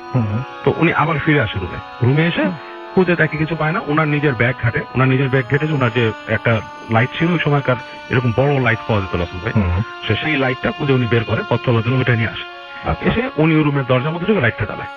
লাইট জ্বালায় হয়ে কি উনি যেটা দেখে, মানে এটা মানে ভেরি মানে একটা ডেঞ্জারাস থিং ওনার জন্য, যে মেয়েটাকে দেখছে ওই মেয়েটা দড়ি থেকে ঝুলে আছে, লাইক গলায় দড়ি নেওয়া টাইপের, এরকম ঝুলে আছে। এবং ওনাকে দেখে ঠাস করে চোখ মেলে মেয়েটা, ফট করে চোখ খুলে ফেলে। এটা দেখে উনি মানে লাইটটা ফেলে দিয়ে লাফ দিয়ে বের হয়ে আসে রুম থেকে। বের হয়ে আসে উনি খুবই ভয় পায়, করিডোর ধরে দৌড়ে যায়, নিচে যায় ম্যানেজার এসে চিৎকার চেঁচামেচি শুরু করে। ম্যানেজার ঘুমাচ্ছিল, ম্যানেজার উঠে আসে, এসে বলে কি হয়েছে? বলে আমাকে তোমরা কোথায় রাখছো, এখানে একটা মেয়ে আত্মহত্যা করছে, এসে তোমরা কি এই কোয়াইট বলে ওকে চুপ করে, বলে কি বি কোয়াইট বলে নিয়ে আসে, তার হাত ধরে নিয়ে আসে উপরে। এসে করিডোরে দেখে ঠিকই লাইট জ্বলতেছে, এবং ওই যে রুমটা, ওই রুমটা বন্ধ। আচ্ছা। এবং ওনার যে বাতিটা পড়ে আছে সেটা দরজার সামনে পড়া, ওনার লাইটটা পড়া, এটা বন্ধ, ওই রুম বন্ধ। বলতেছে এই রুমে কেউ থাকে না, তুমি কেন বেরিয়েছো? বলে কি আমার এখানে নক করছে। বলে কি তোমার রুমে যে নক করছে তুমি কেন বেরোলে? You shouldn't have come out, তোমাকে বলা হয়েছে না রাত্রেবেলা বেরোতে না? বলতে তোমরা এখানে জ্যান্ত লাশ রেখে দিছো, এইখানে মানুষ ফাঁসি নিয়েছে, এখানে কেউ আছে, চিল্লাচিল্লি শুরু করছে। তখন ম্যানেজার তাকে ডেকে বসাচ্ছে, ডক্টর বলে তুমি একটু বসো। বসে ম্যানেজার বেল চাপতে আরেকজনকে আনছে রুমকে, সে আসে, এসে বলছে যে তুমি চাবি নিয়ে আসো সামনের রুমে। তো ওই লোক চাবি নিয়ে আসছে, আসার পর ওনাকে নিয়ে গেছে যে ওই রুমটা খুলে দেখে যে রুমটার মধ্যে কিছুই নাই, লাইট মারে, রুমটা পুরো অন্ধকার, আসবাবপত্র আছে, সব কিছুই নেই। বলছে যে ইজ ইট পসিবল যে কাউকে মেরে ঝুলে রাখলে তুমি যতটুকু টাইমে আসছো লাশটাকে সরায় নাও? বলে নো। তখন বলতেছে যে এখানে একটা অকারেন্স ঘটছিল অনেকদিন আগে, এবং সেই অকারেন্সটা প্রায় মানুষ এরকম কিছু একটা দেখে। ম্যারি নামে একটা মেয়ে এখানে বাসা থেকে পলায় আসছিল, এবং সে এখানে থাকে, এবং রাতের বেলা সে গলায় দড়ি নেয়। আচ্ছা। হ্যাঁ, সে ফাঁসি নিয়ে মারা যায়, এবং অনেকেই এখানে এটা দেখে, এবং এই জন্য তোমাকে বলা হয়েছে রাত্রেবেলা এখানে বেরোতে না। এবং অনেক জায়গায় হোটেলে সেট আপ করা থাকে এরকম জিনিস, আমাদের এখানে সেট আপ কিছুই নাই। এবং দ্যাট ওয়াজ ওল্ড এজ, মানে ওই সময় কিন্তু এরকম সেট আপ ওইভাবে হতো না। এখন যেমন বাণিজ্যিক ভাবে এগুলো হয়ে গেছে। তো বলে যে তোমাকে এর জন্য মানা করেছিল বেরোতে না। উনি বলে আমি রুমে থাকবো না, আমি তোমাদের লবিতে বসে থাকবো, আমি তাও রুমে থাকবো। তো যাক, ওনাকে রুমে নিয়ে আসে, লবিতে উনি রাত কাটায়, সকালবেলা উনি গেছে চলে আসে। তো এটা ওনার একটা এক্সপিরিয়েন্স ছিল। But related to this, by thing this Russell ভাই, আমি বলতে চাই এই যে কারিনের ব্যাপারটা আমি বলি, হ্যাঁ, this is all link up. মানুষ কিন্তু সে ম্যারিকে বা কাউকে দেখে না। যেটা হয় যে ও যে মারা গেছে, ওর সাথে যে কারিন যে আছে সে ওখানেই রয়ে গেছে, এবং সেই কিন্তু মানুষকে বারবার দেখা দিচ্ছে, রিকল করাচ্ছে জিনিসটা। এবং কারিনের মূল পারপাসটাই হচ্ছে বারবার দেখানো যে দিস, মানে এই আত্মাটা এক্সিস্ট করে, এই আত্মাটা এখানে এসে দেখাচ্ছে, এটাই তার পারপাস, এবং সে ভয় দেখা মানুষকে। পেয়েছিলাম ইন্ডিয়ার থেকে, এবং আমাদের ইন্ডিয়া থেকে প্রচুর ঘটনা আসে, সুতরাং আমরা ইন্ডিয়ার একটা ঘটনা আপনাদের শোনাতেও চাই। তো চলুন শোনা সেই ঘটনাটি, আশা করছি ভালো লাগবে। 3 আগস্ট 2018। নমস্কার রাসেল দাম, আমার নাম দীপাঞ্জনা দাস। দীপাঞ্জনা দাস থাকেন কলকাতায়, সেখান থেকে তিনি ঘটনাটি পাঠিয়েছেন। তিনি লিখছেন, আমি আমার একটা ঘটনা শেয়ার করতে চাই। ঘটনাটা ঠিক আমার সাথে ঘটেনি, কিন্তু আমারই পরিবারের লোকের সাথে ঘটেছে। সে কারণে আমি সবার আসল নাম এবং এক্সাক্ট লোকেশন বলতে পারছি না, ভালো লাগলে পড়ে শোনাবেন। মাস 2 আগে আমাদের কাছে একটা বিয়ের নিমন্ত্রণ আসে। যার বিয়ে, সে হলো আমার মায়ের ছোট কাকার ছেলে, মানে আমার দূর সম্পর্কের মামা, থাকেন চাকদহ বা চলতি কথায় চাকদাতে। সেখানে আমি শেষ যখন গিয়েছিলাম তখন আমি বেশ ছোট। তারপর আর যাওয়া হয়ে ওঠেনি। তারপর যথারীতি গেলাম নিমন্ত্রণ রক্ষা করতে। সেখানে পৌঁছে আমাদের অনেক আত্মীয়দের সাথে দেখা হলো, কাজিন, ভাই, বোন সবার সাথে দেখা হলো। যে মামার বিয়ে, তার মা অর্থাৎ আমার দিদা এক সময় আমায় বললেন তাদের বাড়ি থেকে দুটো বাড়ি ছেড়ে তার বোনের বাড়ি তিনি এখনো কেন আসছেন না, তাই আমি যেন গিয়ে তাকে একবার ডেকে নিয়ে আসি। বুড়ো মানুষ, হয়তোবা খেয়াল নেই। সেই মতো আমি গেলাম সেই বাড়িতে। সাথে আমার 2 কাজিন ভাই বোন ছিল। বুঝলাম ছোটবেলায় এ বাড়িতে আমি এসেছিলাম। সেই বাড়িতে ঢুকে দিদাকে বার দুয়েক ডাকতেই তিনি বেরিয়ে এলেন। এসে আমাদের দেখে তিনি খুবই খুশি হলেন। তাকে আমাদের সাথে যেতে বলায় তিনি বললেন আগে তার ঘরে আমাদের আসতে হবে, না হলে তিনি কিছুতেই ছাড়বেন না। বয়স্ক মানুষের কথা উপেক্ষা করা যায় না, উচিত নয়। তাই 3 জন আর ঘরে গিয়ে বসলাম। দিদা বললেন তোমরা বসো দিদি ভাই, আমি এক্ষুনি আসছি বলে তিনি ভেতরে চলে গেলেন। আমরা ঘুরে ঘুরে ঘরখানা দেখতে লাগলাম। সারা ঘরে অনেকগুলো বইয়ের আলমারি, আর সেই আলমারি ভর্তি ফিজিক্সের বই। আমার ফিজিক্সের প্রতি বরাবরের একটা দুর্বলতা থাকায় আমি সাগ্রহে সেগুলো দেখতে লাগলাম। দেখতে দেখতে দেওয়ালে ঝোলানো একটা ছবির দিকে আমার চোখ আটকে গেল। একজন বছর 30-এর ভদ্রলোকের ছবি। ফর্সা রং, লম্বা নাক, শক্ত চোয়াল, ঘন ভ্রুর নিচে উজ্জ্বল দুটো চোখ। সেই চোখে দীপ্তিময় দৃষ্টি, সেই দৃষ্টিতে বুদ্ধিমত্তার ছাপ স্পষ্ট। ছবিটা দেখে চেনা চেনা লাগলো, কিন্তু ঠিক মনে করতে পারলাম না। তার পাশেই আরেকটি ছবি। এই ছবিটা বেশ পুরনো। আমার বয়সী এক যুবকের ছবি। সুন্দর, সুগঠিত, সুঠাম চেহারা, পরনে জার্সি আর হাফ প্যান্ট, পায়ের নিচে একটা ফুটবল। এই ছবিটার দিকে তাকিয়ে আমার দাঁ করে মনে পড়ে গেল, আরে এ তো তাপস মামা। ছোটবেলায় সে তো যেবার শেষ এসেছিলাম, এই মামার সাথে আমার খুব ভাব হয়ে গিয়েছিল। আরো মনে পড়ল তিনি ছিলেন পদার্থবিদ্যার ছাত্র, ভীষণ মেধাবী বলে আমাদের পরিবারে তার বেশ একটা নাম ছিল। দারুণ ভালো ফুটবল খেলতেন। গতবার আমায় তিনি সাথে করে তার ফুটবল খেলার মাঠেও নিয়ে গিয়েছিলেন মনে পড়ল। কিন্তু তিনি কোথায়? বিয়ে বাড়িতে তো দেখলাম না। এই কথা মনে হতেই কার একটা পায়ের শব্দে পেছন ফিরে তাকালাম।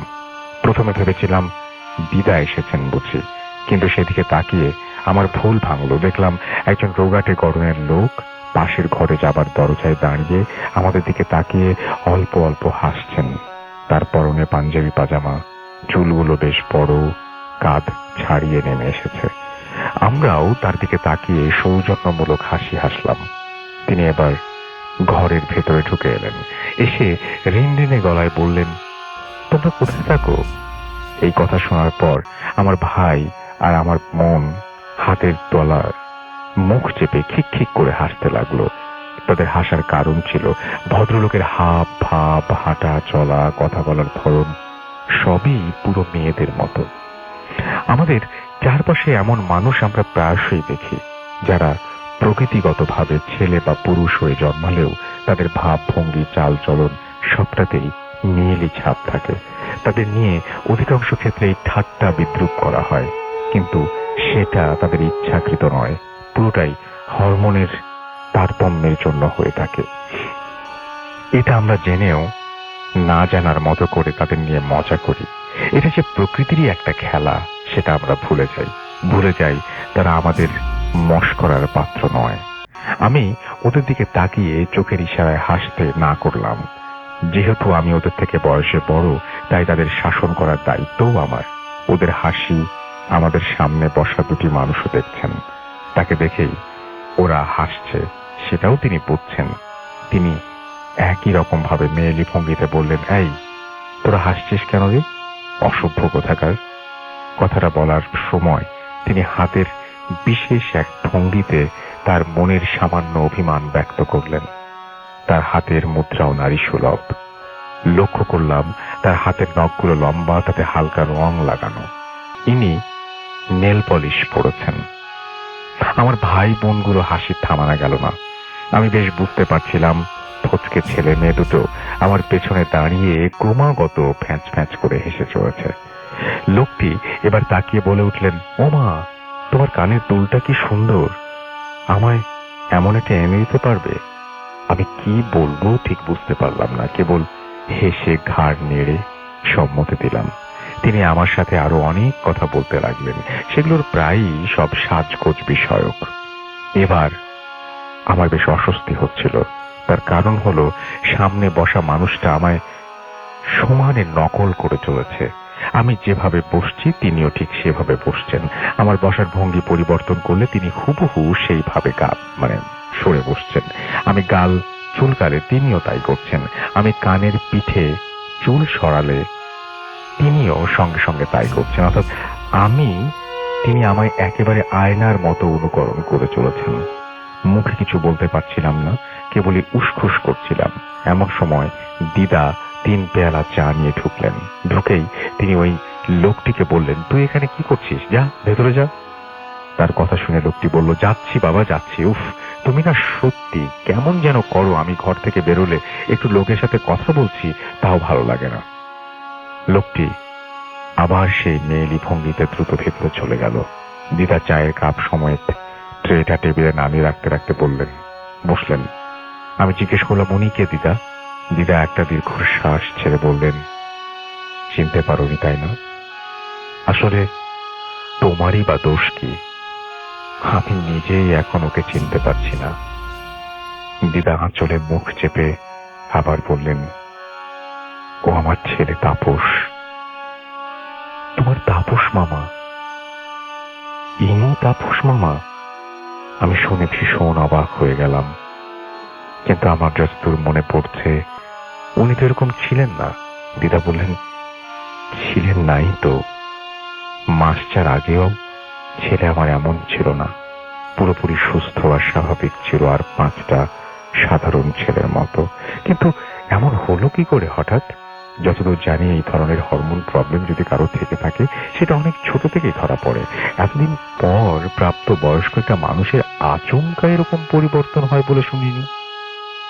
কি আর বলবো মা, আগে আমার ছেলে সারাদিন পড়াশোনা নিয়ে থাকতো, কলেজে পড়াতে যেত, একদিনও কামাই করতো না। ফুটবল খেলায় খুব ঝোঁক ছিল, আর এখন সারাদিন সাজগোজ নিয়ে থাকে।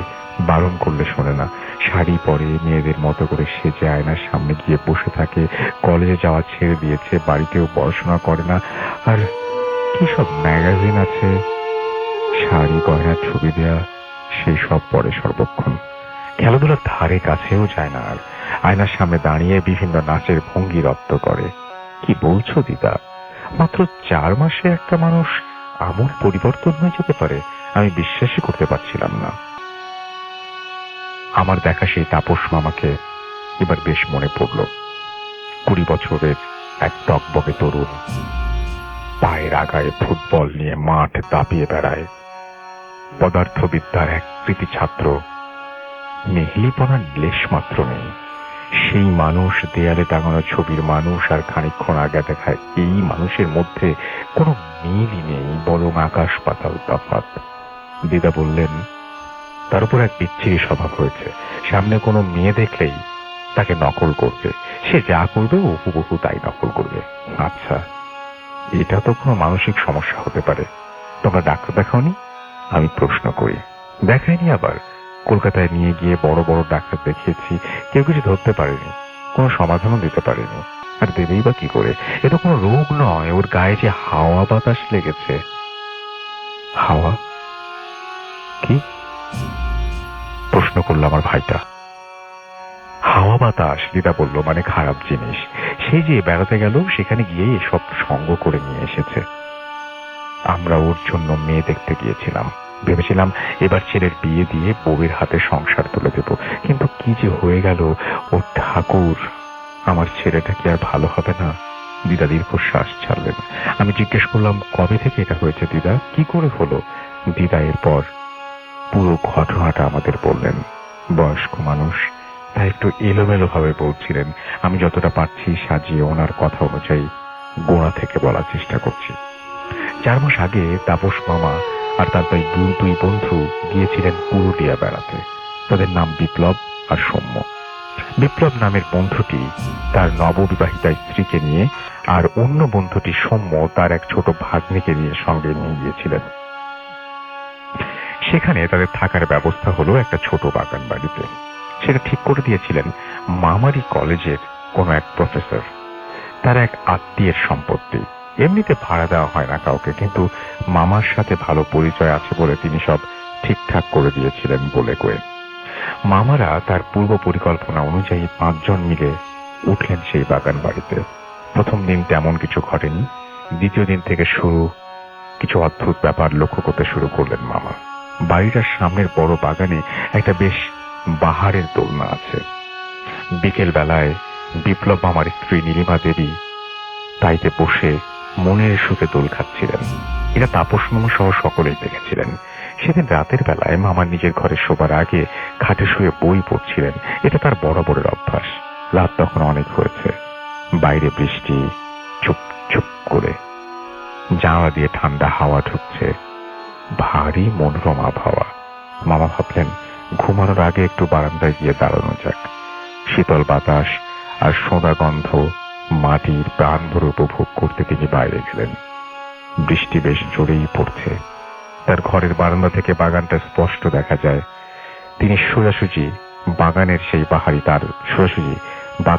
বাহারি দোলনাটা, সেদিকে তাকিয়ে তিনি দেখতে পেলেন দোলনায় কে যেন বসে রয়েছে, দোল খাচ্ছে। কি অদ্ভুত! এত রাত্রে এই ঘোর বৃষ্টির মধ্যে কে দোলনায় বসে দোল খাবে? এই বাড়িটায় তারা 5 জন ছাড়া আর কেউ নেই।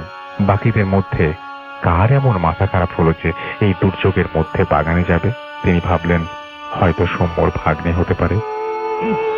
বাচ্চা ছেলে, অনেক সময় বৃষ্টিতে ভিজতে ইচ্ছে করে। এই বয়সে অনেক উদ্ভট খেয়াল মাথায় চাপে। তিনি চেঁচিয়ে ডাকতে যাবেন, এমন সময় চারিদিক আলোকিত করে বিদ্যুৎ ঝলকে উঠল। সেই আলোতে তিনি স্পষ্ট দেখতে পেলেন দোলনায় বসে সৌম্যর ভাগ্নে নয়, বিপ্লবের স্ত্রী নীলিমা দেবী। নীলিমা দেবী তার দিকে পিঠ করে বসে বিকেলের মতো একইভাবে দোল খাচ্ছেন। সেই একই শাড়ি তার পরনে, একই রকম ভাবে তার কায়দা করে চুল কাটা।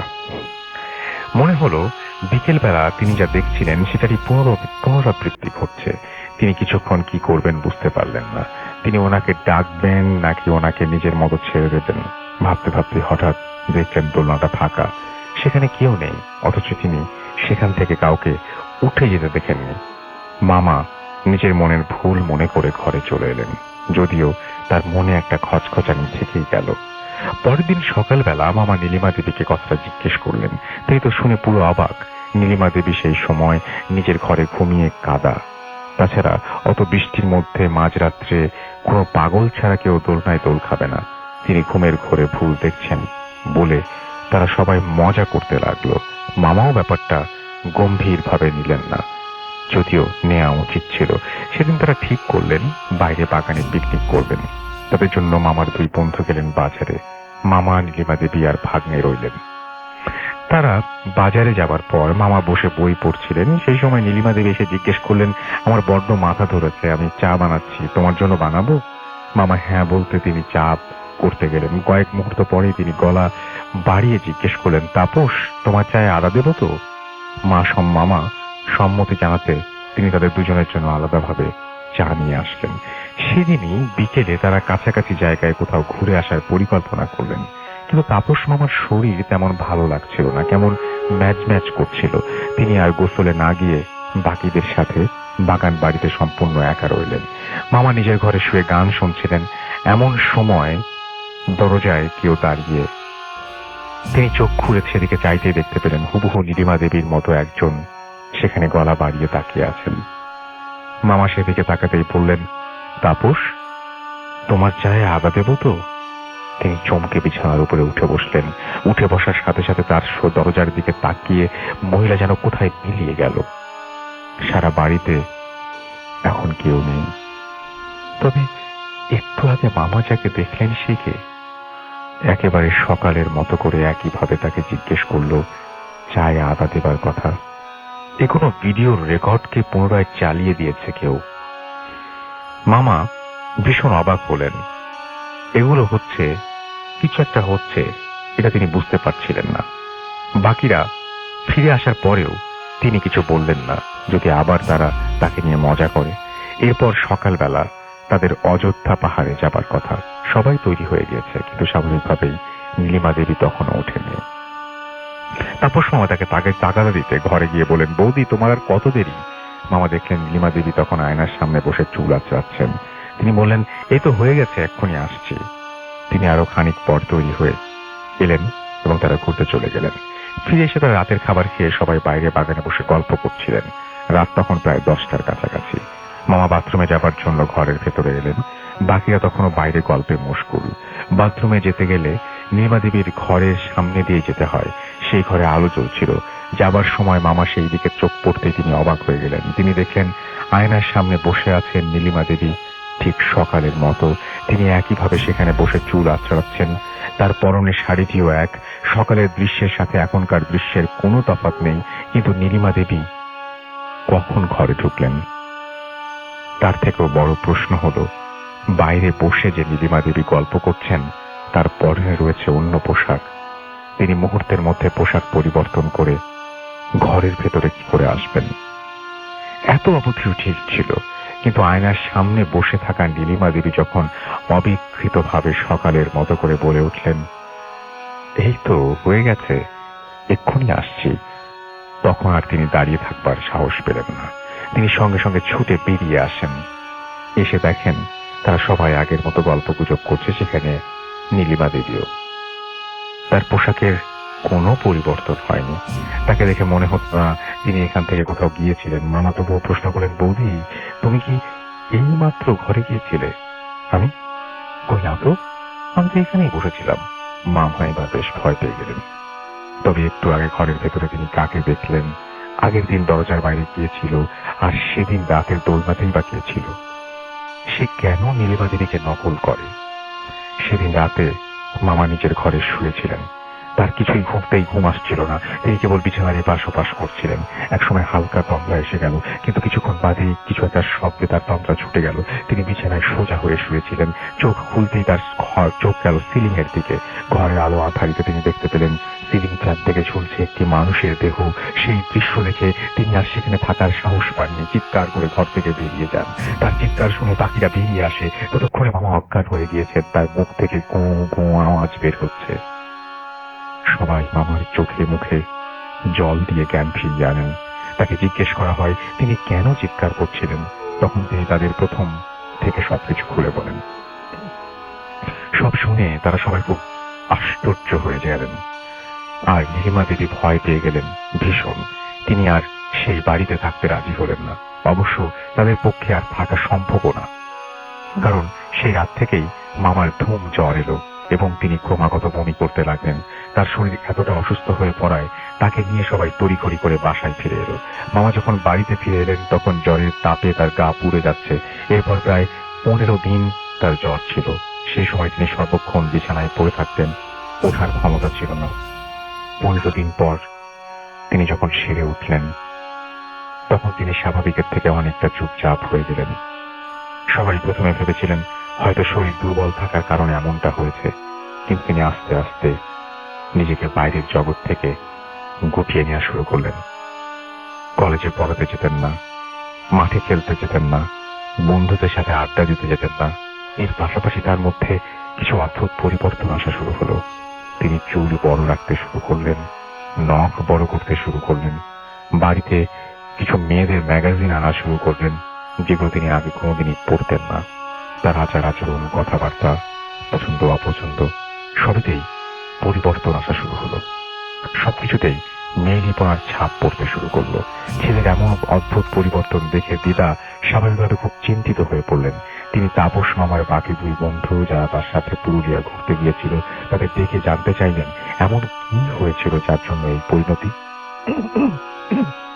প্রথমে তারা কিছু বলতে না চাইলেও দিদার জোড়াজুড়িতে বলতে বাধ্য হন। সেখানে যা ঘটেছিল তারা সব বললেন দিদাকে। তাছাড়াও বললেন তারা খোঁজ নিয়েছিলেন তাপস মামার কলেজের সেই প্রফেসরের কাছ থেকে, যিনি এই বাগান বাড়ির সন্ধান দিয়েছিলেন। সেই প্রফেসরকে সব জানানোর পরে তিনি বলেন গত বছর সেখানে একটা দুর্ঘটনা ঘটেছিল। বাড়িতে তার যে আত্মীয়ের সেই বাড়িটা, তার পরিবারেরই একটি ছেলে তার বেশ কিছু বন্ধু বান্ধবদের নিয়ে পুরুলিয়া বেড়াতে গিয়েছিল। গিয়ে তারা সেই বাগান বাড়িতেই উঠেছিল। তার দলের একটি ছেলে ছিল যে কিনা স্বভাব চরিত্রে একেবারে মেয়েদের মতো। তাকে নিয়ে দলের বাকিরা খুব হাসি-ঠাট্টা করত, সবসময় তাকে হেয় করত, তাকে একেবারে হাসির খোরাক করে রেখেছিল তারা। যার কারণে সে প্রথম থেকেই মানসিক অবসাদে ভুগছিল। তার উপর সেখানে বেড়াতে তাকে আরো নানাভাবে অপদস্থ করতে থাকে বাকিরা। একসময় তার মাত্রা ছাড়িয়ে যায়। সেই ছেলেটির সহ্যের সীমা ছাড়িয়ে যেতে থাকে। আর অপমান বরদাস্ত করতে না পেরে সে তার জন্য বরাদ্দ রাখা রুমে ঢুকে ভেতর থেকে দরজা বন্ধ করে দেয়। সবাই তখন ব্যাপারটার গুরুত্ব বুঝতে পারেনি। কেউ কেউ মজা করে বলে যে সে রাগারাগি করে কিল দিয়েছে, কান্নাকাটি হয়ে গেলে সে নিজেই বেরিয়ে আসবে। এদিকে ঘরের ভেতর ঢুকে সেই ছেলেটি তার জীবনের চরম সিদ্ধান্ত নিয়ে নেয়। অবসাদের চূড়ান্ত পর্যায়ে পৌঁছে সে বেছে নেয় অন্তিম পরিণতি। সে সিলিং ফ্যান থেকে ফাঁস লাগিয়ে ঝুলে পড়ে। অনেকক্ষণ কেটে যাওয়ার পরও যখন দেখা গেল সে দরজা খুলছে না এবং ডাকাডাকিতে সাড়া দিচ্ছে না, তখন বাধ্য হয়ে তারা দরজা ভেঙে ফেলে। ভেতরের দৃশ্য দেখে তারা তখন পুলিশে খবর দেয় এবং পুলিশ এসে লাশ নিয়ে যায়। এই ঘটনার পর আর সেখানে কেউ থাকেনি। 1 বছর পর তাপস মামারাই প্রথম সেখানে গিয়ে থাকেন এবং তাপস মামা একই ঘরে ছিলেন যে ঘরে ছেলেটি আত্মহত্যা করেছিল। সব শোনার পর আমার মুখ দিয়ে কথা সরছিল না। এমন ঘটনাও ঘটে দুনিয়াতে, যার বুদ্ধিতে কোনো ব্যাখ্যা মেলে না। তাপস মামা ঠিক হয়েছে, কি হয়েছে ঠিক আমি জানি না, গদ হারোয়া নেই। তবে সেই অশরীরীর অস্তিত্বের কথা যদি ধরি, তবে একটা সূত্র উকি দেয়। যে ছেলেটি ওই ঘরে আত্মহত্যা করেছিল সে চেয়েছিল তার পুরুষ দেহেই নারী সত্তা বজায় রাখতে, কিন্তু এই সমাজ এই সহজ ব্যাপারটা ততটা সহজভাবে নেয়নি। অসহ্য বিদ্রুপের মাধ্যমে তাকে ঠেলে দিয়েছিল অবসাদের অন্ধকারে। সে হয়তো চেয়েছিল এক নারীর মতো হতে, তার পুরুষ দেহ নিয়েই, কিন্তু তার সে বাসনা অপূর্ণ রয়ে গেল। তাই হয়তো তাপস মামার দেহকে আশ্রয় করে সে তার বাসনা চরিতার্থ করতে চায়। বর্তমানে আমার অবস্থা খুবই আশঙ্কাজনক। এখন আমি বুঝতে পারছি না যে আমি কি করব। অনেক বছর ধরে ঘটনাটি ঘটার কারণে আমার এই ঘটনাটি অনেক বড়, তাই যতটা সম্ভব ছোট করে বলার চেষ্টা করছি। তখন রমজান মাস, রমজানের প্রথম দিন। আমরা অনেকে মিলে আমাদের গ্রামের মসজিদে ইফতার করতে যাই। বলে রাখা ভালো যে আমাদের মসজিদটি পূর্ব ও উত্তর দিকে রয়েছে কবরস্থান এবং দক্ষিণ দিকে রয়েছে বড় পুকুর ও পশ্চিম দিকে রয়েছে অনেকগুলি বাড়ি। যা হোক, যাওয়ার পর হুজুর আমাকে ডেকে বলেন প্লেটগুলো ধুয়ে নিয়ে আসতে। যে কথা সেই কাজ। মসজিদের টিউবওয়েলটি খারাপ থাকায় পুকুরে দিতে যাই। প্লেটগুলো প্রায় ধোয়া শেষ। এমন সময় আমি খেয়াল করলাম আমার কানে কেমন যেন একটা সাউন্ড আসতে লাগছে। আওয়াজটি মনে হচ্ছিল আকাশের দিক থেকে আসছে। আমি আকাশের দিকে তাকিয়ে দেখতে পেলাম কি যেন সারি বেঁধে খুব দ্রুত চলে যাচ্ছে।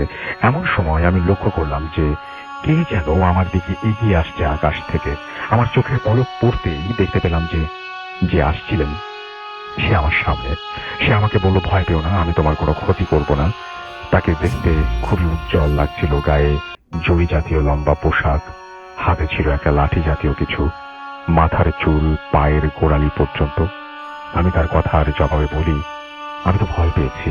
সে বলে, কই, তুমি তো ভয় পাওনি বলে আমার শরীরে 3 বার ফু দিল আর বলল আজ সময় নেই, তোমার সাথে পরে দেখা করব, ভালো থাকো বলেই অদৃশ্য হয়ে গেল। আমি প্লেটগুলো নিয়ে উপরে উঠে আসি। তারপর আমি আমার বন্ধুদের বলি, তোমরা কি কিছু দেখেছো আমার সামনে দাঁড়িয়ে থাকতে? ওরা বলে, কই না তো। আমি আর কাউকে কিছু বলি না, মনের ভুল ভেবে।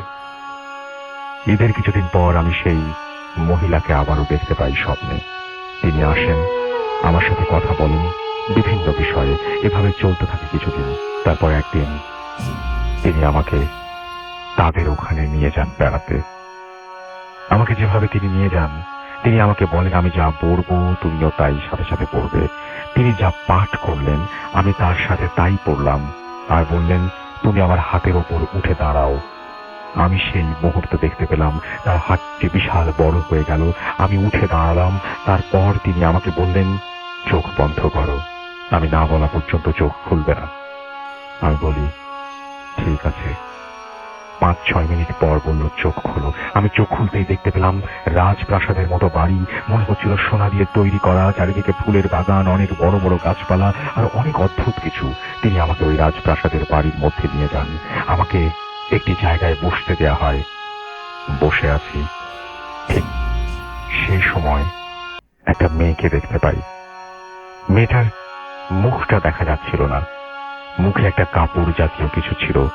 সেই কারণে আমি সেই মহিলার কাছে জিজ্ঞেস করতেই তিনি বললেন ও আমার একমাত্র মেয়ে। তারপর তিনি তার মেয়েকে ডেকে আমার সঙ্গে পরিচয় করিয়ে দেন। অনেক গল্প হয় আমাদের। তারপর তিনি আমাকে একটা লাঠির মতো কিছু দেন আর বলেন, এটা তোমার কাছে রাখো, তোমার সাথে আমরা দেখা করি এ বিষয়ে কারো সাথে কোনো কিছু বলবে না বা শেয়ার করবে না। তারপর আমি ওনাকে বলি আমি বাসায় যেতে চাই। তারপর আর কিছু মনে নেই। সকালে ঘুম থেকে উঠে স্বপ্নের কথা ভাবি আর নিজে মজাও পাই। স্বপ্ন তো স্বপ্নই, কিন্তু হাত মুখ ধুতে গিয়ে দেখতে পেলাম আমার ডান হাতে যে লাঠিটা দিয়েছিল সেই লাঠির দাগ আমার হাতের মধ্যে রয়েছে। পানি ও সাবান দিয়ে ধোয়ার চেষ্টা করছি, কিন্তু কিছু হচ্ছে না। তারপর এই দাগটি আমার হাতে থাকে অনেক দিন। আস্তে আস্তে দাগটি অদৃশ্য হয়ে যায়। তারপর ভালোই যেতে থাকে দিনকাল। অনেকদিন পর মাঝে মাঝে স্বপ্নে আসে, আমাকে নিয়ে যায়, আবার ফিরে আসে, এভাবে চলতে থাকে। হঠাৎ একদিন আমাকে নিয়ে যায়, কিন্তু আর আমাকে বাড়িতে আসতে দেয়া হবে না বলে। আমি প্রশ্ন করলাম, কেন আমাকে যেতে দেবেন না? তিনি আমাকে বললেন, দেখো, আমাদের একমাত্র মেয়ে আমাদের কাছে যা চেয়েছে তাই পেয়েছে, আর আমার মেয়েটা খুবই জেদি, তোমাকে ওর ভালো লেগেছে এই কারণে। আমি বললাম, তাকে কৌতূহল করে দেখেন, আমি তো তার চেহারা কখনো দেখিনি, একটা আবরণ থাকে সব সময়, তবে আমি কিভাবে রাজি হব? তিনি আমাকে বললেন, তুমি ওকে দেখতে চাও? আমি বলি, হ্যাঁ। তিনি বলেন, দেখো, আমাদের মধ্যেকার নিয়ম আছে, দেখতে চাইলে দেখা সম্ভব না, কিন্তু তুমি দেখতে পাবে, তবে সাবধানে, ও বুঝতে পারলে তোমার ক্ষতি হবে। তুমি ওর আশপাশ দিয়ে 7 বার ঘুরবে এবং একটানে ওর মুখের আবরণটি খুলতে যদি পারো তবে দেখতে পাবে। যে কথা সেই কাজ। অনেক কষ্ট করে আমি এই কাজটি হাসিল করলাম। আবরণটি খোলবার সাথে সাথে দেখি মেয়েটি অদৃশ্য হয়ে গেল। কিছু সময় পর দেখি একটি সুন্দর মেয়ে আমার দিকে হেঁটে এগিয়ে আসছে। ওর পোশাক দেখে আমি চিনতে পারি সে আর কেউ নয়, কেবলমাত্র যার মুখের আবরণটি খুলেছিলাম সেই। ওকে দেখতে এতটাই সুন্দর লাগছিল যে ভাষায় প্রকাশ করতে পারবো না আমি। যাই হোক, সেখানে অনেক কথা হয় আমাদের। একসময় ও রাজি হয় আমার সাথে বাসায় দিয়ে যাওয়ার জন্য, অবশেষে আমাকে রেখে দেয়। ঘুম ভাঙলে দেখি আমি আমার বাসার খড় গাদায় শুয়ে আছি। এটা দেখে তাড়াতাড়ি নিচে নেমে আসি। তারপর আমি আমার রুমে ঢুকে দেখি ভেতরে থেকে নক করা। আমি আমার ঘরটি বাহির থেকে নকটা খুলতে পারতাম, তাই তাড়াতাড়ি খুলে ভেতরে ঢুকে দেখলাম ভেতরে কেউ নেই। আমি খুব চিন্তায় পড়ে গেলাম, আমার সাথে সব হচ্ছেটা কি? আমি তো রাতে আমার রুমে ঘুমিয়েছিলাম, কিন্তু খড় গাদায় কিভাবে এলাম? এসব চিন্তা করতে করতে ঘুমিয়ে পড়লাম। এরপর কিছু দেখি না, অনেক দিন হয়ে গেছে। 2-3 মাস পার হওয়ার পর আমাকে প্রায় দিন নিয়ে যায় ওদের ওখানে। তারপর একদিন আমাকে নিয়ে যায়, আর সেই দিন আমার সাথে যে ঘটনাটি ঘটল সেটার জন্য আমি প্রস্তুত ছিলাম না। ওখানে যাওয়ার পর দেখি একটু অন্যরকম মুডে আছে সবাই, অনেক লোকজন বাড়িতে। আমাকে দেখে ওদের রুমে নিয়ে যাওয়া হয়। তারপর ওর মা আমাকে ডাক দিয়ে নিয়ে যায় আলাদা একটা রুমে। যে রুমের ভেতরে ছিল সেই মেয়েটি, ওর মা আর আমি। কথা হয় যে আমার আর তার মেয়ের নাকি আজ বিয়ে। এ কথা বলে তিনি বলেন, তোমরা কথা বলো, আমি বাইরে থেকে আসছি। এ কথা বলে তিনি বেরিয়ে যান। রুমের ভেতরে আমি, সেই মেয়ে ছাড়া আর কেউ নেই। অনেক কথা হলো দুজনের মধ্যে। একটা পর্যায়ে বিয়েতে রাজি না হওয়া কোনো উপায় থাকলো না আমার। তারপর আমাদের বিয়ে হলো। সেদিন আমাকে আমার বাসায় আসতে দেওয়া হবে না বলে বায়না ধরলো সে। তাকে অনেক ভাবে বোঝানোর পর সে রাজি হয়। তারা অনেকে এসে আমাকে আমার বাসায় রেখে যায়। সকালে ঘুম ভাঙে একটু দেরিতে। ঘুম থেকে উঠে দেখি আমার সমস্ত হাত জুড়ে অনেক দাগ, হাতের মেহেদিতে দিলে যেমন হয়। এই কাহিনী হওয়ার পর খুব চিন্তিত হয়ে গেলাম আমি। কেউ যাতে কিছু না বুঝতে পারে সে কারণে আমি হাতওয়ালা শার্ট পরে ঘুরতাম। তারপর ভালোভাবে কাটতে লাগলো। কিছুদিন যাওয়ার পর একদিন আমি আমার বাজার থেকে বাড়ির দিকে একা একা আসছিলাম। রাস্তা ফাঁকা, এক পাশে মাঠ, অন্য পাশে বাগান। হঠাৎ আমার সামনে এসে হাজির হলো আমার সেই স্বপ্নে দেখা মেয়েটি, যার সাথে কিছুদিন আগে আমার বিয়ে হয়েছিল। আমি তখন থমকে দাঁড়িয়েছিলাম, আমার মুখে কোনো ভাষা ছিল না, শুধু শরীরটা ঘামছিল। ঠিক সে সময় ও বলল, আমায় চিনতে পারছো না? এমন ভাবে অনেক কথা বলে এক সময় ও আজ আমাকে, আমি তোমাদের ওখানে নিয়ে যাব, আমাকে নিয়ে যাবে এবং আসতে দেবে না বলে বায়না করে। আমি ভাবতে পারছিলাম না আমি কি করব। ওকে আমি অনেক কথা বলে ফেরত পাঠিয়ে দিলাম, ও চলে গেল। মাঝে মধ্যে ও এসে আমার সাথে সরাসরি দেখা করত এবং বলতো, এভাবে কাটতে লাগলো জীবন। 3-4 মাস আর আসে না, দেখা হয় না। মনে মনে ভাবলাম, যাক, বাঁচা গেছে। 2014 সাল, আমি তখন কলেজে নতুন। অনেক বন্ধু হলো আমার। একদিন বাসায় ফিরতে অনেক রাত হয়ে যায়, আনুমানিক 10টা থেকে 10টা 30 মিনিট। এক পায়ে হেঁটে রাস্তা দিয়ে আসছিলাম। রাস্তাটা ছিল ঘন অন্ধকার, চারিদিক থেকে ঝিঝি পোকার ডাক। এক জায়গাতে আসার পর আমার শরীরটা কেন যেন ভারী হয়ে গেল। জায়গাটার বিবরণ না দিলেই নয়, ওই স্থানটির নাম ব্যাপারী দিঘি। কালীতলা, ফাঁকা মাঠ এবং রাস্তা বাদে চারিদিকে কবরস্থান। এমনিতে জায়গাটি সকালে সকলের কাছে ভয়ের ছিল। আমি মনে মনে সাহস জোগাই আর এগোতে থাকলাম বাসার দিকে। একটা সময় আমি লক্ষ্য করলাম আমি হাঁটছি, তবে স্থান পরিবর্তিত হচ্ছে না। আস্তে আস্তে আমার পা আর চলছে না। মনে হচ্ছিল পেছন থেকে যেন পা টেনে ধরেছে। শরীরের শক্তি যেন হারিয়ে যাচ্ছে, শরীরের সকল পশকগুলো দাঁড়িয়ে গেছে। আমি তখন চিৎকার করতে চাচ্ছিলাম, কিন্তু আমার মুখ থেকে কোনো কথা বের হচ্ছিল না। এমন সময় আমি লক্ষ্য করলাম আমি মাটি থেকে ওপরের দিকে চলে যাচ্ছি। আমি যতই মাটি থেকে ওপরের দিকে চলে যাচ্ছি, মনে হচ্ছিল, আমি তখন বুঝতে পারি আমার সাথে আজ বড় খারাপ কিছু করতে চলেছে। তাই আমি আল্লাহকে স্মরণ করি আর যে সকল সূরা পাঠ করতে পারতাম সব পাঠ করতে লাগলাম। এক সময় আস্তে আস্তে মাটিতে আবার নেমে এলাম। এক পা বাড়িয়ে দৌড় মারতেই দেখতে পেলাম সাদা আলো টাইপের কিছু একটা এসে হাজির হলো আমার সামনে। আমি খেয়াল করে দেখলাম সে আর কেউ নয়, সেই মেয়েটি। ওকে দেখার পর আমি আবার সাহস ফিরে পাই। ও আমাকে বলল, কি ভয় পেয়েছো? এভাবে অনেক কথা হয়। এক সময় সে বলে, দেখো, আমি যদি চাই তোমাকে জোর করে নিয়ে যেতে পারি, কিন্তু আমি সেটা এখন করব না। তোমাকে আমি 1 বছর সময় দিলাম। তুমি যদি মন থেকে চাও, যেতে চাও, আমি এসে নিয়ে যাব।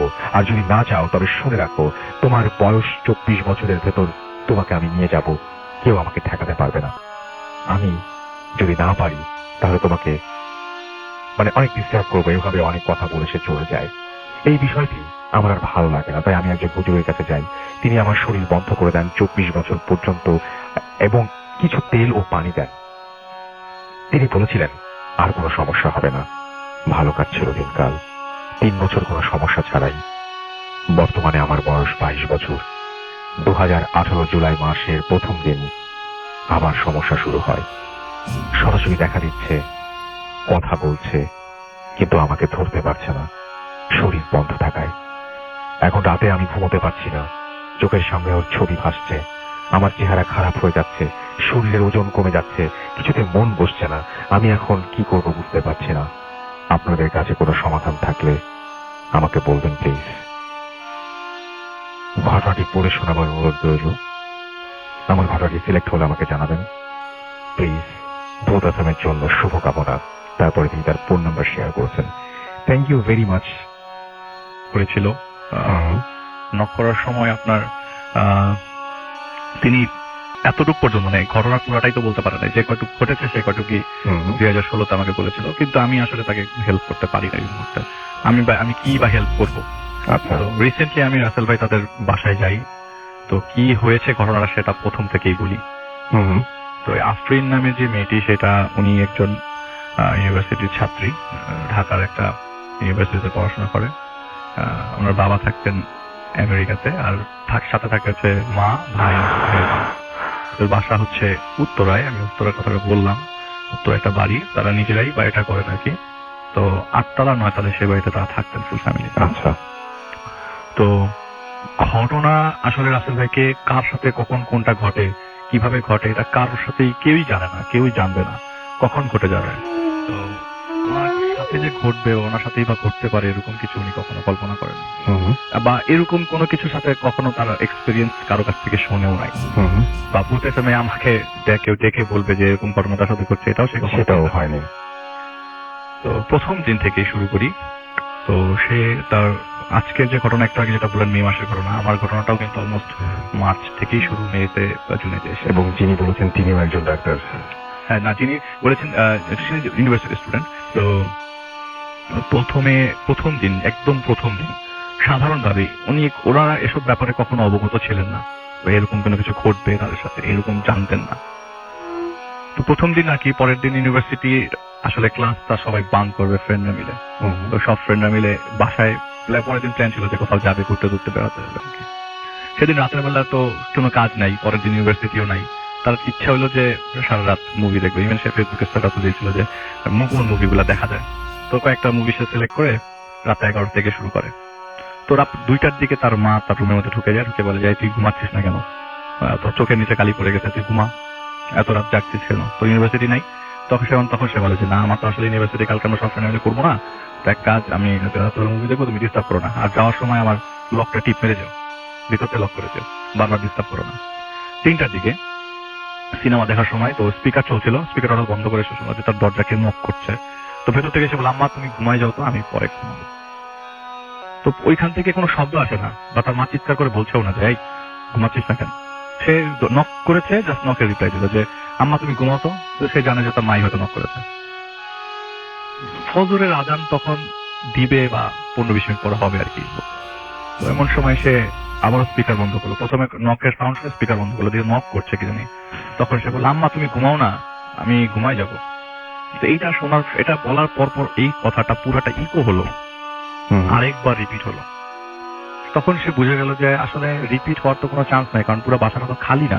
খালি হলে তবে ইকো হতো, খালি হলে যেরকম ইকো হয় সেরকম ইকো হলো। কিন্তু বাসা তো পুরো আসবাবপত্র আছে, তো তার তো মানে ইকো হওয়ার চান্সই নেই। তো সে করলো কি, আসলে ভালো লাগছে না, এমন সময় পিসিটা অফ করে সে বেডে চলে গেল। ঘুমানোর সাথে সাথে লাইট বন্ধ করে অ্যাজ ইউজুয়াল সেভাবে লাইফ লিড করে, সেভাবে কাঁথা গায়ে দিয়ে জাস্ট চোখটা বন্ধ করতে তার মুখটা কে যেন চেপে ধরলো। অস্বাভাবিক চাপ মুখের মধ্যে, চাপ দিয়ে চেপে ধরেছে। সে ছুটাতে পারছে না, কে চেপে ধরছে। মানে আমি রাতে কিভাবে বলবো, আমরা যদি কেউ আপনার মুখ চেপে ধরে, আপনি নিশ্চয়ই কি চেষ্টা করবেন, নাকি তার হাতটা সরানোর চেষ্টা করবেন। সে দেখছে একটা কবজি তার মুখ চেপে রাখছে, কোনো হাত সে ফিল করতে পারছে না। এটা কবজি তার মুখের মধ্যে হাত দিয়ে চেপে ধরেছে। অনেক চেষ্টা করছে, দুয়া কালাম করছে, কিছুতেই লাভ হচ্ছে না। আর সে কোনো হাত ফিল করছে না। ওই যতটুকু মুখের মধ্যে চেষ্টা করে যাচ্ছে ওইটা সরানোর জন্য, মুক্তি পাওয়ার জন্য কান্না করছে। চিৎকার করার চান্স পাচ্ছে না, চিৎকার করার শব্দ পাচ্ছে না, বোবা ধরার তো কোনো চান্সই নেই। মাত্র শেষ হলো বেটে।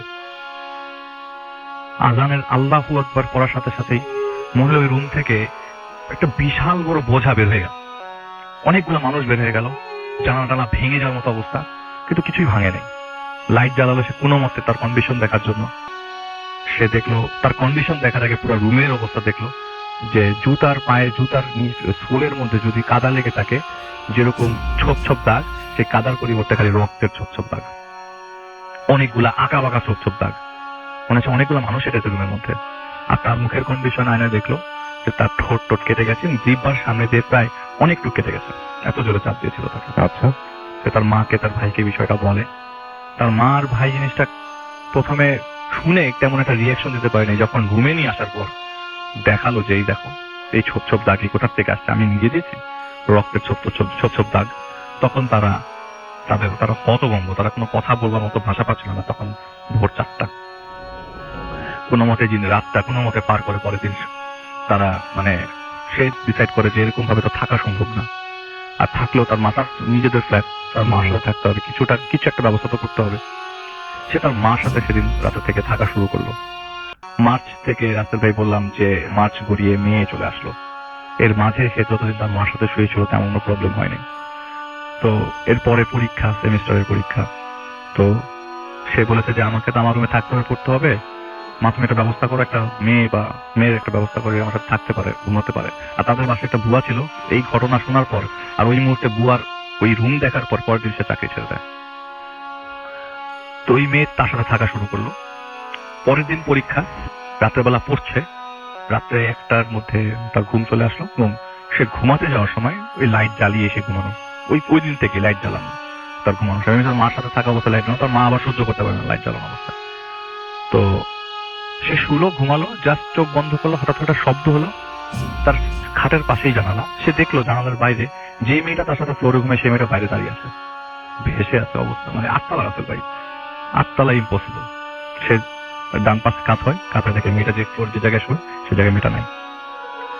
সে এক দৌড়ে তার মার কাছে যায়, আবারও মাকে জিনিসটা বলে, ভাইকেও মা আবার ভাইকে জানায়, নিয়ে আসে তাদের রুমে, নিয়ে আসার পর দেখে মেয়েটা ফ্লোরে ঘুমোচ্ছে। এরকম ভাবে আরেকদিনও একটা হয়েছিল যে সে বাসায় আসে, বাসায় আসার পর দেখে তার লোক তার পিসির মধ্যে বসে আছে। তারপর মাকে যেয়ে দেখায়, মাকে ডেকে নিয়ে আসে, দেখে রুমের মধ্যে কেউ নাই। তো এরকম ঘটনাগুলো ঘটে যাওয়ার পর থেকে তার আর একা মানে ওই রুমটার প্রতি তার ভরসা উঠে যায় যে ওই রুমে থাকা যাবে না। সে তার মার সাথে থাকা শুরু করলো এবং পার্মানেন্টলি এখানে টেবিলও তার রুমে মার রুমে নিয়ে আসে। তো সেদিন আসল ভাই মা মানে যেদিন ঘটনা ঘটে তার কয়েকদিন পরে তার মাও জিনিসটা ফেস করে। কিভাবে ফেস করে? আর তার অত মধ্যে তার ভাবি তার ভাই সবাই জেনে গেছে তার বাসার মধ্যে যা ঘটছে তা ভালো ঘটছে না। এবং মোস্ট ইম্পর্টেন্ট কথা, তখন রাসেল ভাই সে আমাকে নক করেছিল 2016-তে যে আলিফ ভাই আমি এরকম বিপদে পড়েছি, আপনার জানা মতে কেউ আছে কিনা। আর আমি কাউকে বলতে পারছি না, আর কেউ যে বিশ্বাস করবে এরকম লোকও পাচ্ছি না। আমি রাসেল ভাই বলেছি আমি পাইলে মানে যদি কাউকে পাই না আমি হেল্প করতে পারবো, কিন্তু আসলে আমি এত ব্যস্ত ছিলাম যে আমি আসলে কিছু করতে পারিনি বা কাউকে জানাতে পারিনি বিষয়টা। আমি নিজেও ভুলেই গিয়েছিলাম রাসেল ভাই at the end of the day. তো আমি যখন আবার পরে নেক্সট স্টেজে আসি, সেদিন রাত্রেবেলা তার মা তার সাথে শুয়েছিল। মার ঘুম ভাঙে হঠাৎ করে, চশমা পরে পরিষ্কার করে বাথরুমে যেতে যেতে, তো তার মার সাথে সে যখন থাকতো তখন বাথরুমের আলোটাতেই থাকতো, রুমের আলো জ্বালিয়ে তার মা ঘুমাতে পারতো না। তো বাথরুমের দরজাটা পুরোটা খুলতেই পুরো আলো যখন মোটামুটি আলো যখন তার মেয়ের খাটের পর্যন্ত পৌঁছালো, সে দেখলো যে তার মেয়ের পাশে একটা লোক দাঁড়ানো, দেয়ালের মধ্যে হেলান দিয়ে দাঁড়িয়ে আছে। তো এই কে, চোর নাকি, এই কে ওখানে, এরকম বলতেই যে লোকটা তার মেয়ের পাশে দেয়ালে হেলান দিয়ে দাঁড়িয়ে ছিল সে তার দিকে তাকাল। সেই লাল বিবর্ণ মানে লাল চোখ, তার মা, আমি তার মার সাথে কথা বলেছি রাসেল ভাই, এই লাল চোখ, এরকম চোখ সে আগে কখনো দেখে নাই। লাইট জ্বালাতেই সব উধাও এবং সেই আগের মতো রুমের মধ্যে পায়ের মানে সোলের দাগ জমাট বাঁধা রক্ত। তার ভাইকে ডাকলো, তার ভাই বললো যে একটা ব্যবস্থা তো বিহিত করতেই হবে, এরকম করতে না তো সম্ভব না। তার ভাই পরের দিন কি হলো, তার ভাই যে মসজিদে নামাজ, তার ভাই আসলে নামাজ কালাম 5 ওয়াক্তই পড়তো সবসময়, এবং তাদের বাসায় এমন না যে কেউ নামাজ পড়তো না, সবাই নামাজি মানুষ ছিল। তো তার ভাই যে মসজিদের পাশের বাসা, সেই মসজিদে সেদিন আবার শুক্রবার ছিল, তো হুজুরকে জানায়। তো রাসেল ভাই খুব বেশি দিনের আগের ঘটনা, হুজুরকে নিয়ে আসার পর তো হুজুর খুব আহামরি সাজেশন দিতে পারলো না, বলে যে আপনারা এরকম আমল করেন আর সূরা ইখলাস না ফালাক আর নাস পড়ে সারা শরীর বন্ধ করে ঘুমান, হয়তো এই জিনিসগুলো আর ফেস করবেন না।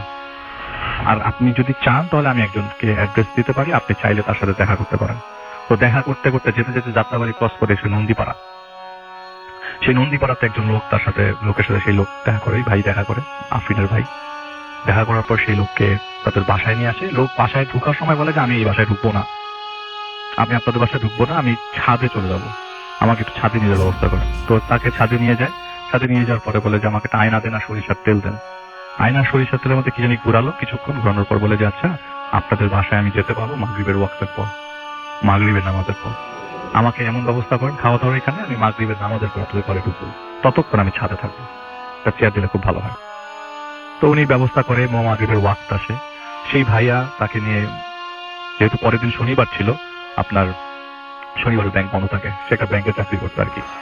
তো সেই ভাই আর কি তার মাগরিবের নামাজ পড়ে জাস্ট, সে যখন তার পাশেই ছিল, কয়েকটা লোক পরেই ওই হুজুর যে লোকটা আসছিল তার সাথে, সেই লোক ছিল মসজিদে, সালাম ফেরানোর পরে লোকটাকে সে পেল না।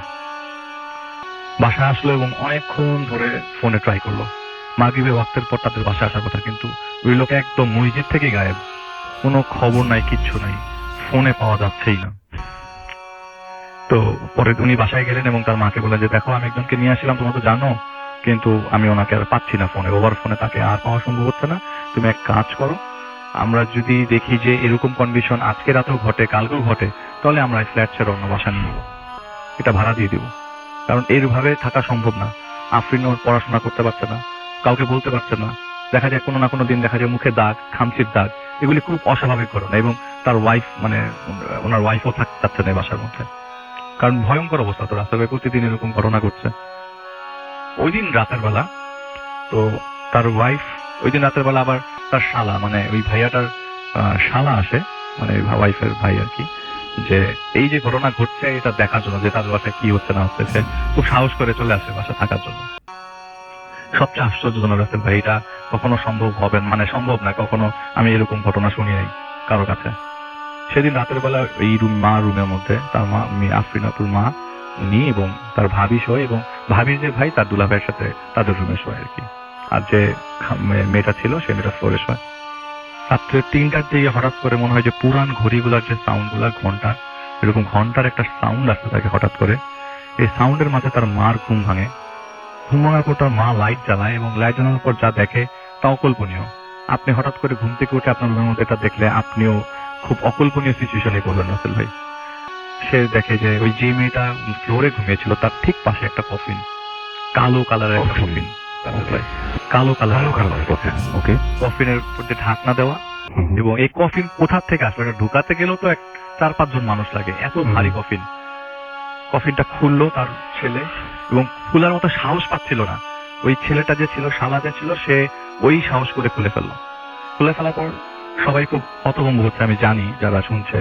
আসলে ভেতরে কিছুই নাই, রক্তে মোড়ানো একটা কাফনের কাপড়, একটা আতর, আর কিছু চা পাতার প্যাকেট।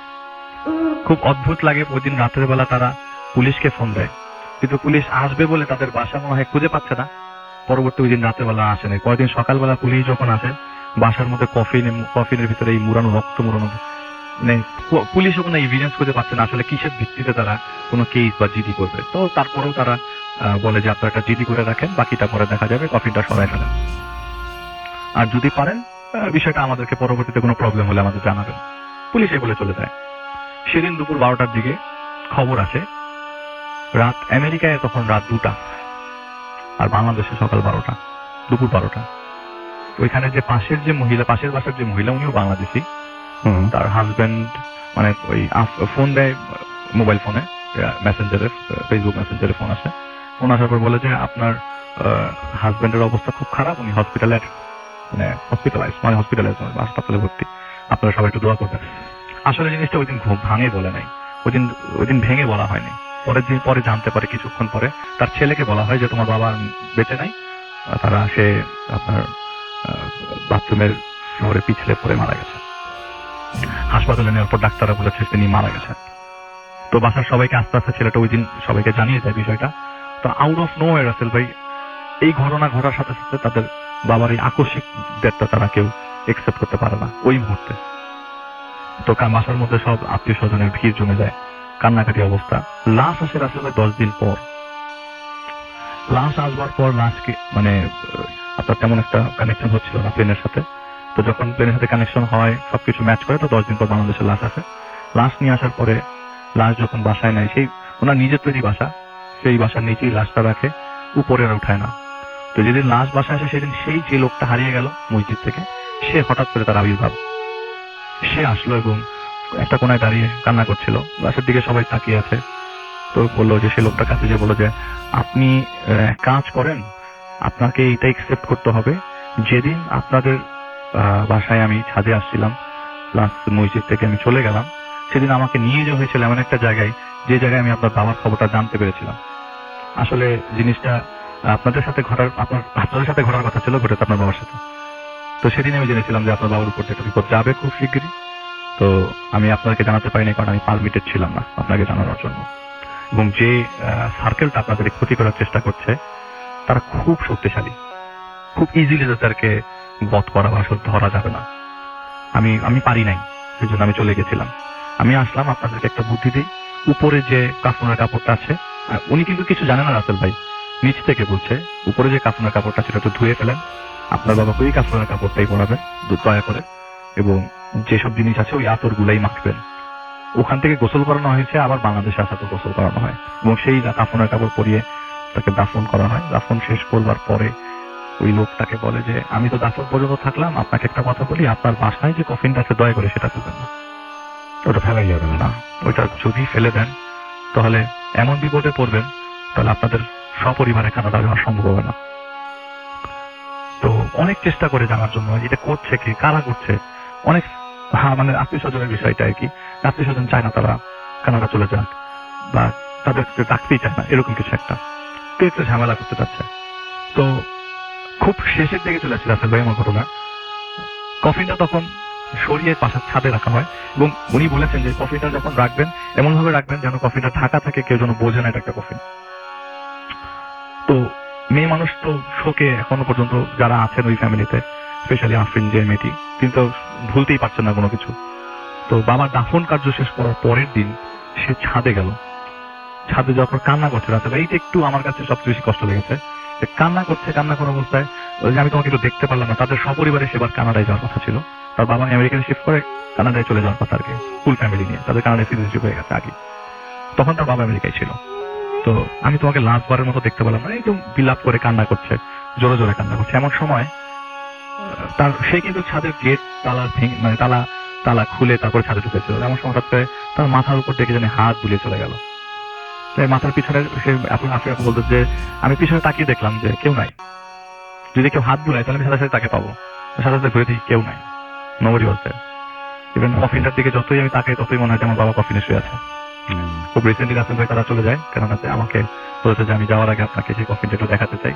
রাসেল ভাই আমি নিজে যে দেখে আসছি কফিন। হ্যাঁ, আপনি ফোন দিয়েছিলেন এবং আপনি বলছিলেন যে আপনি আমি রাসেল ভাইকে কফিন দিতে যাচ্ছি। আপনি ফোন দিয়ে আমাকে এটা জানিয়েছিলেন। Thank you very much for your story, এবং সবাই থ্যাঙ্কস জানাচ্ছি আলিফকে চমৎকার এই স্টোরির জন্য।